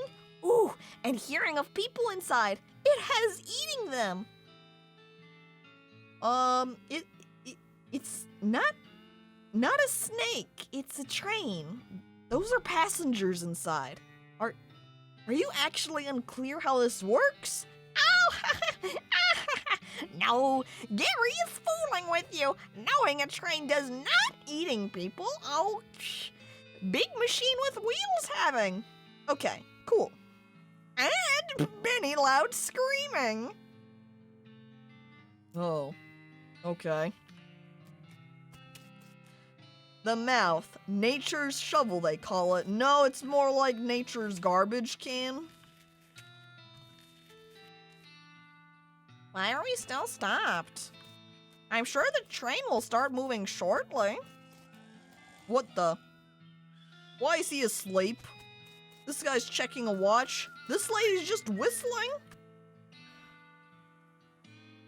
You approach the blazered-looking man with the tiny glasses. Hello there. Who's in charge of this outfit? Well, if I'm being charitable, I'd say that the fella over there in the white hat Is the foreman. He points at the man next to the huge pile of rocks. And you're not? He smiles. Then I'd say that paper-backed idiot over there in the absurd white hat is the fella you're looking for. Well, thanks. He's too busy playing with his watch to get any work done. He's like, oh my god, I love this new model. Let's ask him where he got it. Say, that's a nice watch. Where'd you get it? Well, I bought it from this gal that runs down a store down south of here. And, Button Willow mix something. Okay, where's this store exactly? Oh, you can't miss it. It's right in between a cactus and a different cactus. That doesn't sound exactly straightforward easy, seeing as there's cacti just fucking everywhere. Imagine just being like, you know the two rocks that are over there? The store is over in that location, and then you just stare at them. Thanks. Don't mention it. I mention it. No, really, thanks a lot. The man furrows his brow. Sure. Don't mention it. I mention it again. I mean it, really. I really appreciate you telling me where that store is. His eyes narrow. Really, it's no trouble at all. Don't mention it. I mean it. His voice completely changing, because he's now so serious. I've run out of ways to thank you, but I really do want you to know that I'm very grateful for your help. His face starts to turn red. Do not mention it. He looks about ready to punch you if you don't knock it off. Okay, don't mention it. Fine. Oh no! This guy over here is very sad. Look at his frowny face. He's not happy. Something has happened. Hi, are you in charge? I was wondering if there's anything I can do to help. You want to know something? I love trains. Oh? Ever since I was a little boy, huge, magnificent, roaring iron beasts. They were magical to me, like dragons. When the opportunity arose to take on management of this rail line, I jumped on it like a shot. And you know what I learned? Okay, what's that? Organizing and building and running one of these operations is the most amazing pain in the ass you will ever imagine. You want to help? Well, alright, congratulations. You're the new foreman. I'm going home to play with my models. He runs off crying. Well,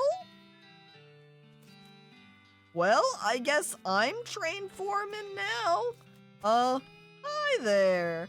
I guess I'm the boss now? The man looks you up and down. Well, now, I suppose you can't be any worse than that last clown. He extends his hand. Name's Smee. I'm your assistant. Okay. Yeah, we've got a new job now. I guess. Wait. Do I get paid for this? What's my paycheck exactly? And if I'm in charge, though, and I'm not getting paid, there's no one I can even complain to about it except myself. God damn it. All right. What's the situation? Well, I'm sure you didn't miss seeing this giant pile of rocks blocking our path. The surveyors say there isn't any other suitable mountain pass, so we can't reroute around it even if we had the months it would take. Okay, any ideas? Well, by my calculations, we could dynamite it clear without too much trouble. Problem is, it'll take a lot of dynamite. A whole year's worth, I figure.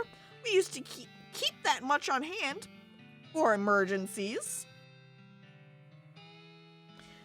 Just such as this one, but a pack of goblins stole it all. Ha! Sneaky little varmints.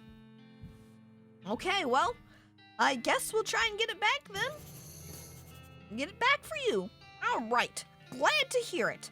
The goblins are holed up over in Gustavson Gulch. It's a real rough place. You might want to spend some time getting the lay of the land and honing your fighting skills before you head that way. Especially if you plan to go in guns blazing. Chat, when am I gonna get a gun that's literally on fire? Because then I could actually go into places with my guns blazing. You discovered a new map location, Gustavson Gulch. We don't need that specific dynamite, though. Any you can lay your hands on and be fine, as long as there's enough of it. Okay, well, I'll look into it then. Is Gary an unpaid intern then? I guess technically so. Or actually, would he be more like a co-foreman because we are partners? It's not like he's my sidekick or something. The old steaming monster? Yep, the good old Cleveland whale. Hang on, if they described that then, they described it as a whale, even though now they're describing it as Bond's buffalo. What if the train's name was just Moby Dick? MD? It's Manifest Destiny, I know, but what if its nickname was Moby Dick? Am I gonna pay Gary? I ain't getting paid myself, so unless I get paid, he ain't getting paid. He's... You're right, Painsaw. Oh my god, he is moving up in the world as the first Goblin co-foreman. Oh my god. By the way, hello, welcome to the stream. Hey there, darling. Wow, Gustavson Gulch is not very far away. Well, let's head on over then. Actually, hang on. Maybe I don't want to head over there because they did recommend me. Maybe you want to make sure you're all, prepared first. Off to the side of the trail, you can spot one of those weird cacti that produce sealed cans of tuna fish as a fruit. Huh, what a world. I can't get it though because it requires foraging. I like this goblin. Has a fancy hat. Not gonna bother him though, we'll come back later. First, going to go ahead and we'll go over to the Potemkin gang first, I think.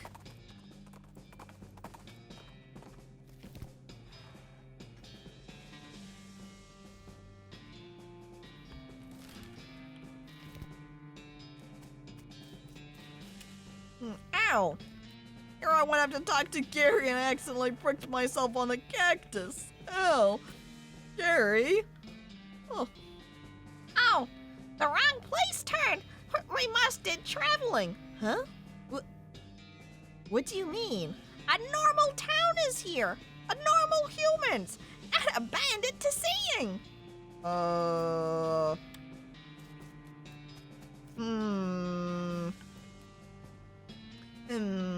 I don't know.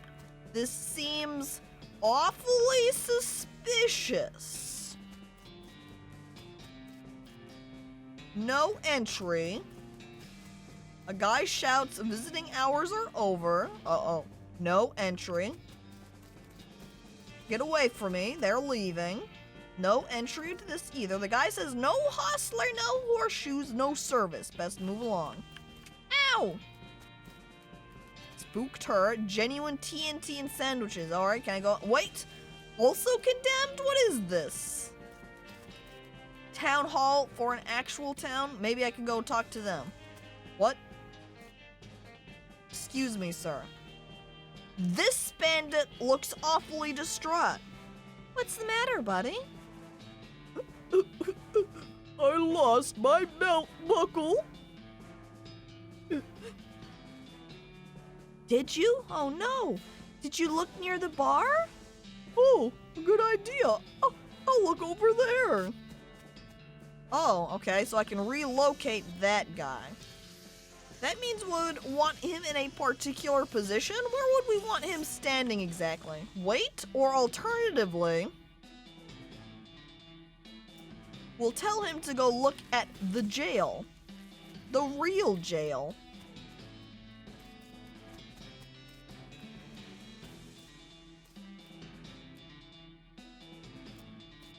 Can I get...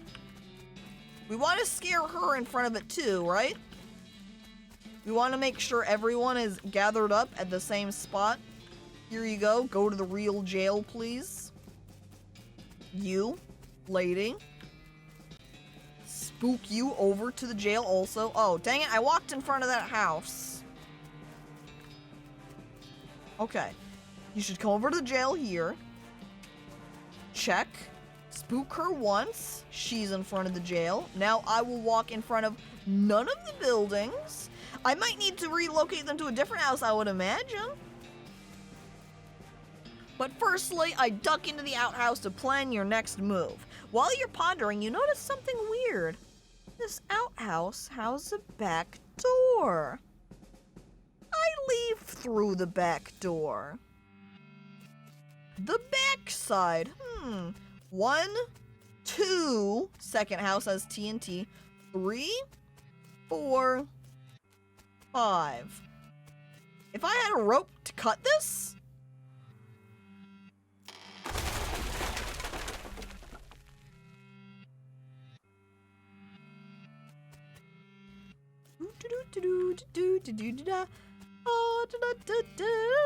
I'm in a town that's very real.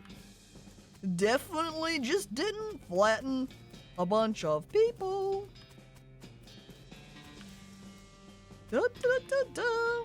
Now I take them to jail. Ding. Oh, I thought they were dead. Yeah, I thought they died too. Here, when I dropped this, very large boards down onto the people, I thought I was just going to, destroy them. It seems like they're fine. Yeah, workplace accidents happen all the time. But no. Just take them right back on over to the jail now. Say, that's the Pumpkin Gang. How'd you get 'em? I pushed a jail over on 'em. What? Never mind. All in a day's work. Now they're all frowny-faced instead of just this guy. Or these two. That guy, he was just angry. The other two, they were sad. Got through a lot of these wanted posters though. Yet another wanted poster. Lots of criminals around these parts. Let's read it. Oh, just this one, just the Black Cat Gang. How about this one? Nope, same one. Here we go. 5th wanted poster. The Gherkin Brothers. For kidnapping, brining kidnapping victims and attempting sale of human flesh for consumption. Excuse me?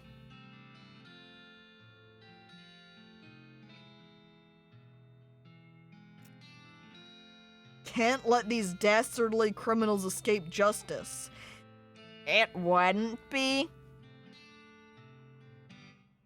kosher. Comedy joke happening here in relation to humans getting pickled. Well, thank you, game. Amazing. Comedy gold. Yes, indeed, I want to investigate that. Yeah. There goes Angry Hat Lady. Alright, is there anything we can purchase in here? Hello. That we would want? We could get some dynamite. I've got a lot of meat here. Might as well just buy all of their dynamite, I suppose. Next. I think what I'd like to do... Oh, look, there's that store. We can go to the store, actually.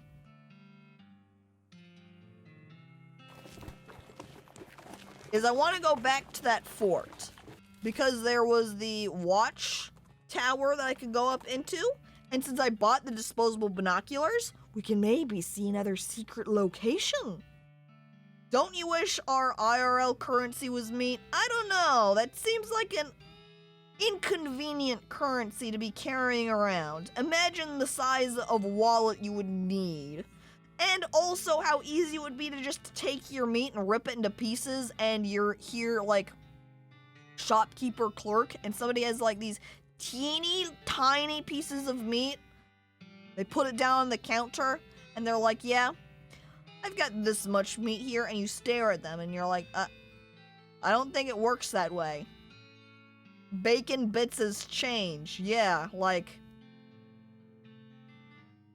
Then you have to not only count all of those little pieces, is that you find someone and be like, I'm sorry, sir, but you're a couple of meats short.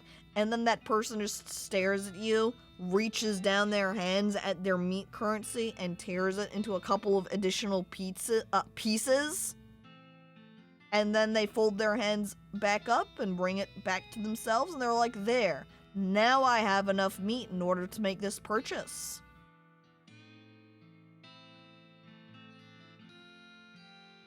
Some places where you live, an animal would maul you for smelling like meat.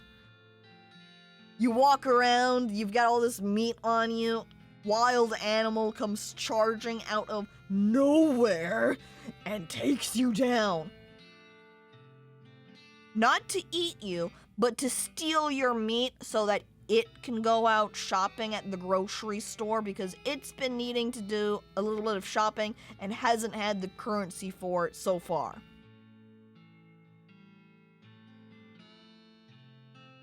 Bears would be billionaires. I know, they'd be able to hunt themselves some meat money, no problem. You encounter an overturned wagon surrounded by ruined books and a broken pair of spectacles. Looks like a family of especially literate homesteaders met an untimely end here. Tragic. I look through the wreckage and get Modern Snake Oiler issue 162. Nice.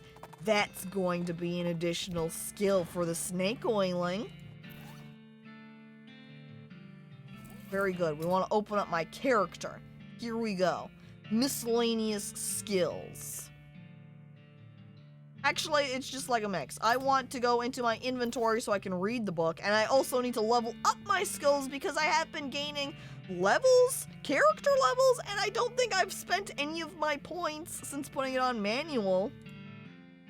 Alright, I read the snake oiling book. So, there is an essay extolling the virtues of shooting wildly without looking where you're aiming. Gives Shootin' a skill that lets you fire a whole bunch of bullets at random targets. There's a recipe for a new kind of snake oil concoction that looks like it might come handy in a fight. Gives Good Medicine, a skill that lets you recover HP in combat. There's an article with a list of tips and tricks for moving really quick on the draw, skill that increases your speed. Okay, healing skill would be nice, but has there been a point where I really needed to use it?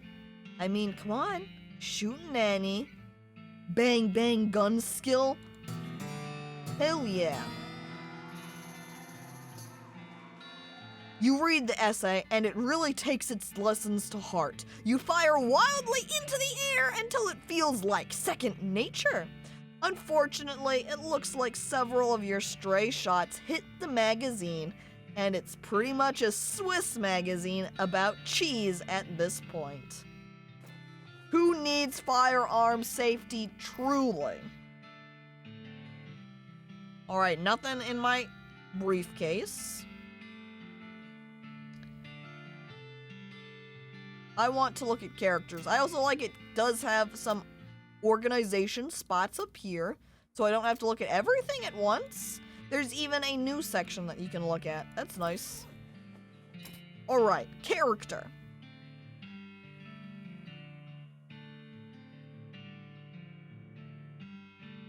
So you have unspent EXP 256. So where shall we spend it? I can increase my Moxie. I can increase my miscellaneous skills and combat skills. So, again, Deadeye increases pistol damage. Hornswogglin increases my Trickin. Dickering is discount. I'm going to increase Hornswogglin since I know there was that one skill check earlier. And then we've got pistol damage increase. That's very tempting. If I do Shootin' Annie, that increases the number of shots. Strong Medicine increases what the stat buff is. Deploy Snake summons an older snake, and Snake Whip does extra damage when it gets higher. So I think I have 231 EXP. Let's increase my snake skill. So when I summon the snake, it's not like completely useless. I like the next level is a snake tween. Very good. And then I'm also going to increase my pistol damage. Boom, alright. So now we've got +7 pistol damage.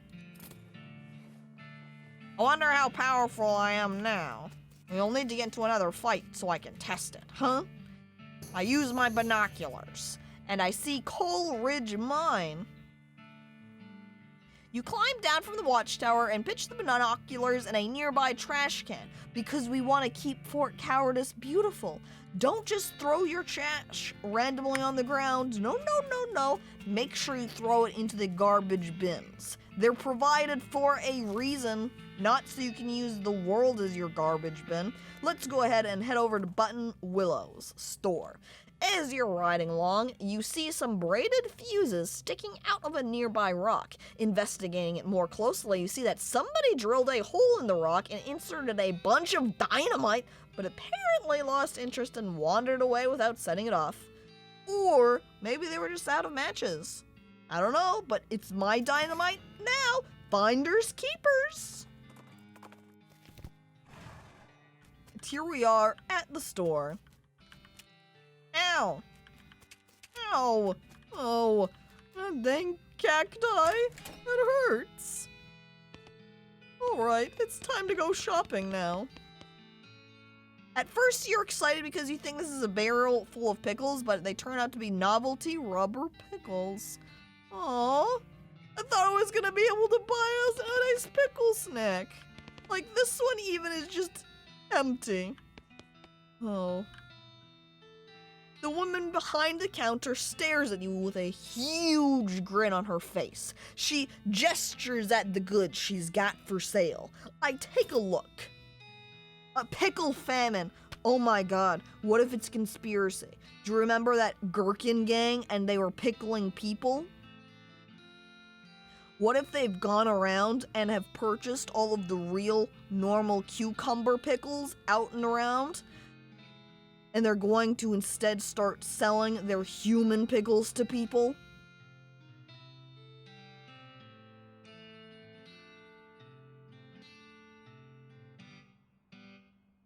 And we've also got a bag of shroom grow, which will make Gary more powerful. So, hell yeah, I'm buying this! Got a crowbar already, don't need this one.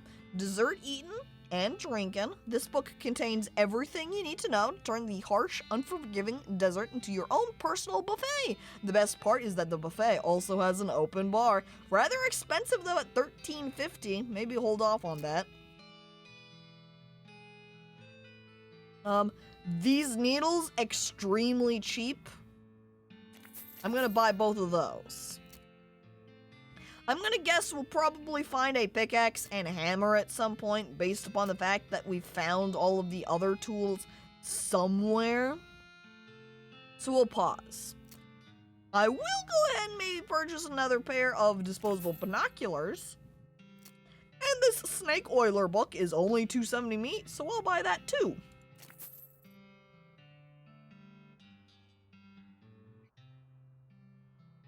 Aren't meat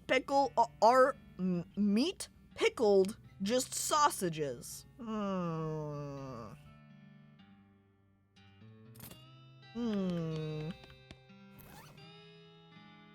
look in my inventory and I go ahead and just read my snake oiling book. No, because they aren't brined? Alright, there you go. Doesn't count. Different. What if you do pickle meat? What do you end up with? Well, the skills I'm able to learn here is Expert Poisoner, a passive skill that multiplies the amount of poison you apply to enemies when you poison them. I don't think I've poisoned anybody, but...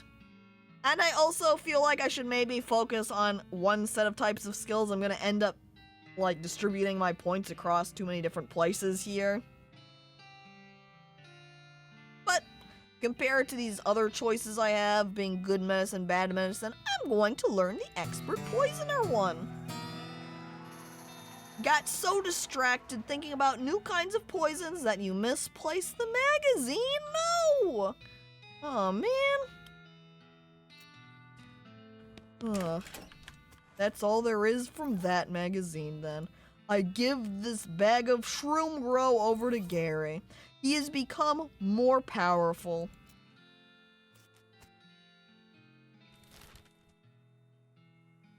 Now let's see, we unlocked the coal mine ridge from being over at the fort. We'll go ahead and wait. And let's go to one of these other places that we had for the gangs. We'll head over to the old millinery, I think. You see a streak of fire blast across the sky and land just over the horizon. You ride to the site of the impact and find a meat Eeyore. A meteor, chat.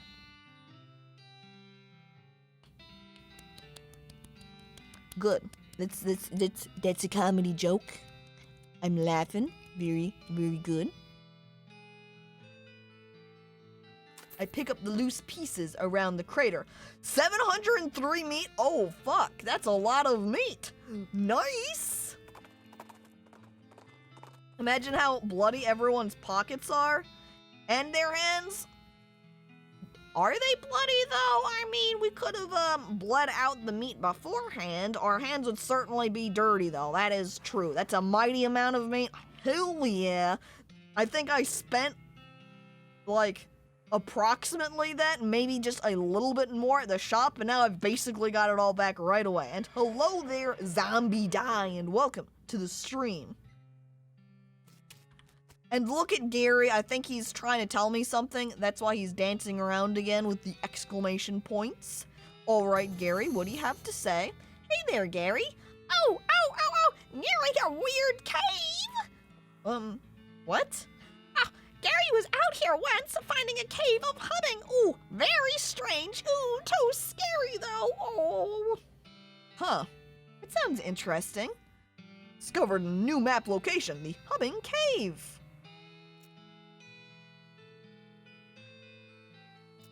And he's just reminding me of these things. Don't care about the rest of that conversation. Now we've got a new map location. Humming Cave. Uh-oh, the hat sign's broken. That's a shame. Now it's just hoots. You walk into the millinery and find 5 bandits lounging around on big piles of half-made hats. It's the law. Skedaddle! The bandits scatter like cockroaches, each shutting themselves behind a different door. Guess you'll have to wrangle them individually. That's fine. That's gonna make it a whole lot easier to deal with them. 1 instead of 5 at a time. Hat room number 1. Is this meant to be one of these hats is not like the other?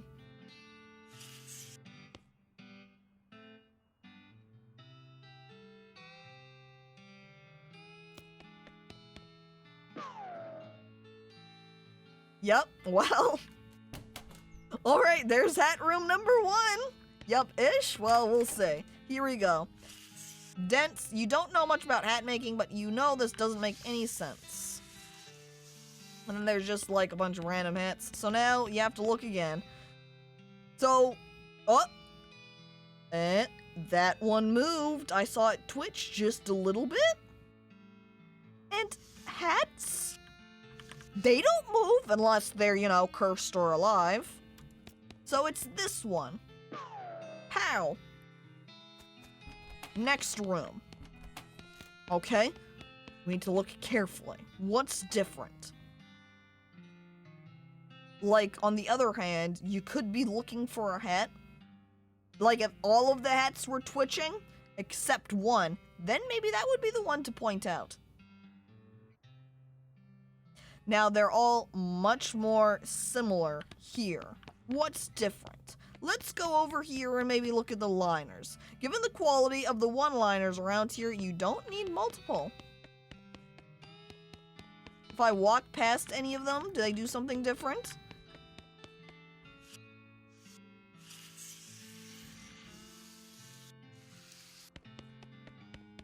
Doesn't appear so.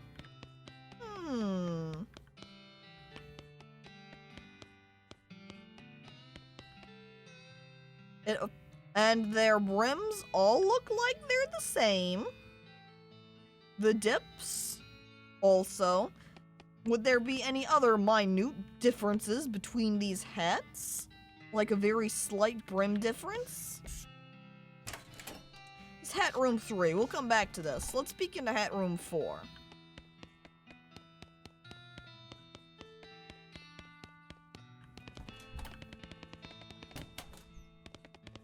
Yeah, it's like the same, then keeps building up. We'll come back to those hats then in just a moment. This was apparently the demo model from a player piano showroom. It's only got 3 songs in it.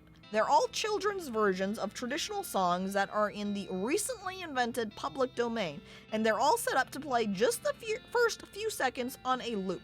The people who worked here must have hated it. Which song do you want to set the dial to?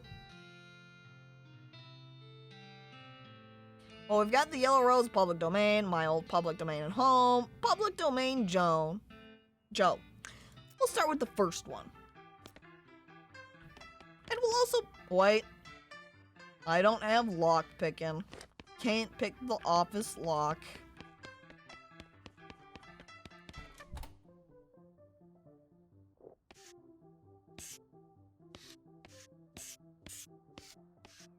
Hang on. No, for a second that looked like it might have been an actual shape sort of a thing. Like, just where I'd been standing, I thought it was like a horseshoe shape. Then I moved and I realized, oh, that's just the brim. So, let's peek in. We started playing this music. Peek in and see if it does anything different between the different hats. And it doesn't appear so. So we'll swap to the next song. Is that whistling you hear? Uh-oh. Yep. There's this hat identified.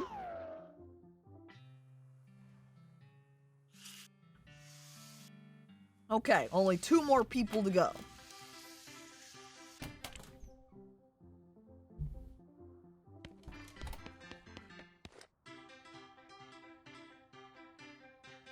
I played the yellow rose. How about the old public?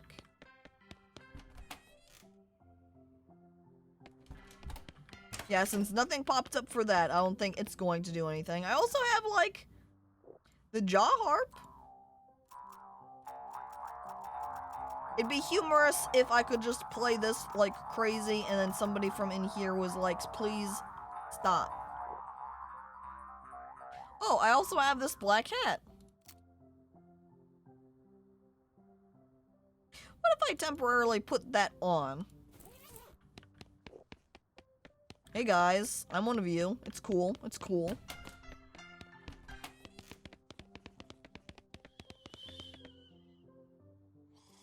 Oh. Oops. One of them might have fallen asleep.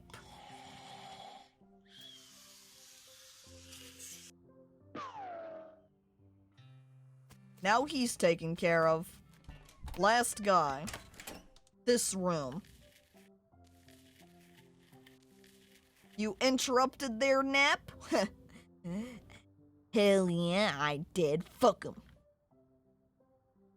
Alright, what's different here? How do I identify who it is?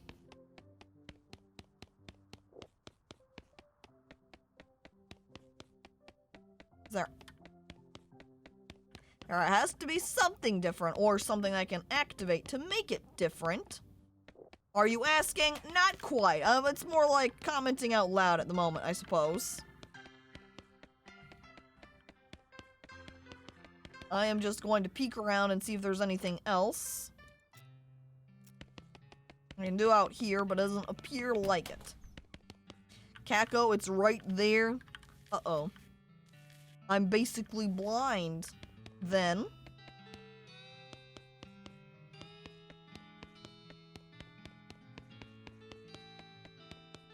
Just install some robot eyes. Everyone in chat looking and saying hello, excuse me, streamer. It's right there and obvious. And I blindly look right past it and say, Haha, look at the hats. They're all the same. There's no difference between any of these. Nope, not at all. every hat dip, identical. And there we go. Now I've got all of them. What do you want to do with these bandits? We're gonna turn them in.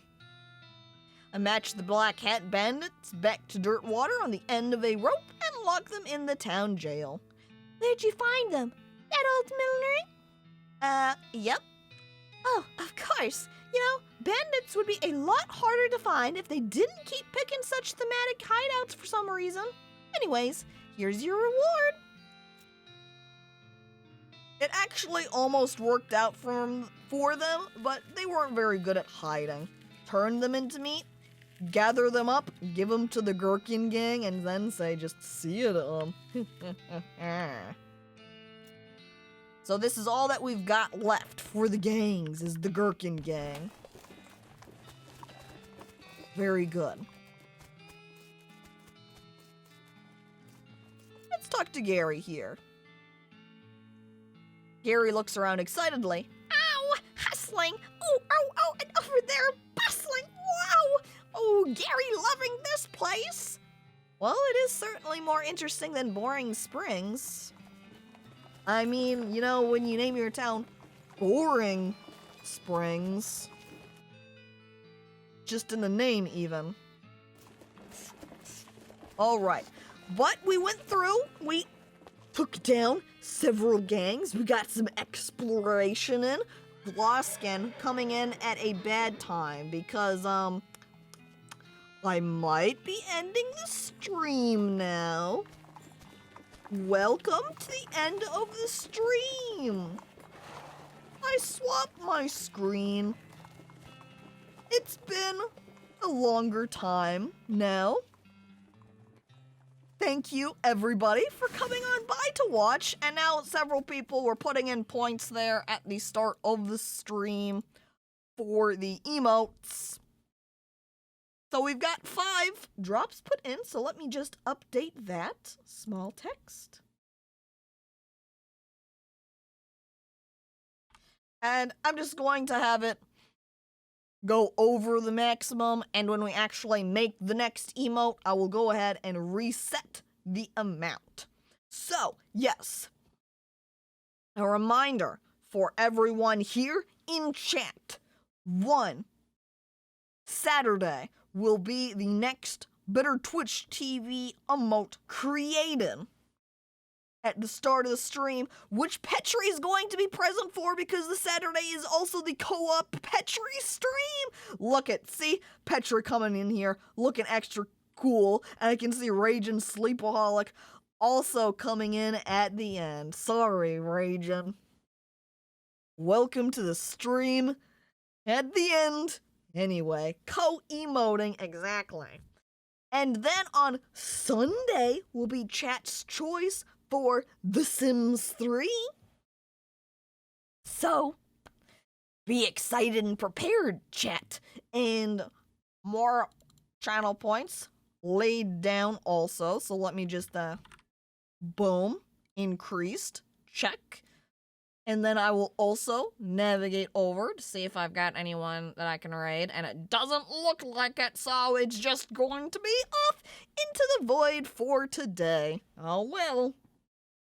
Can't raid all the time. So, thank you, everybody, for coming on by. I hope to see you next weekend for co-op stream, chat's choice stream, because I'm excited for both of them. Always a good time playing with Petri, and I always like doing the special chat's choice for the ends of the month. All right, chat. Thank you, everybody, for coming on by to watch. Thank you for the follow, 1 follow, and the resubscription from Smurf. Coco stream? No. Petri doesn't, or so far she hasn't streamed at all while I've been. She's just been present on my stream while I have been streaming. Maybe someday in the future Petri will go, hey, you know what? Wait, hang on, sorry. Hey, you know what? I think I want to stream my perspective of this game. And then Petri would do it. But for now, otherwise, I'm too lazy to figure that out. There you go. Word from Petri. Well, alright, everybody. Thank you, and farewell.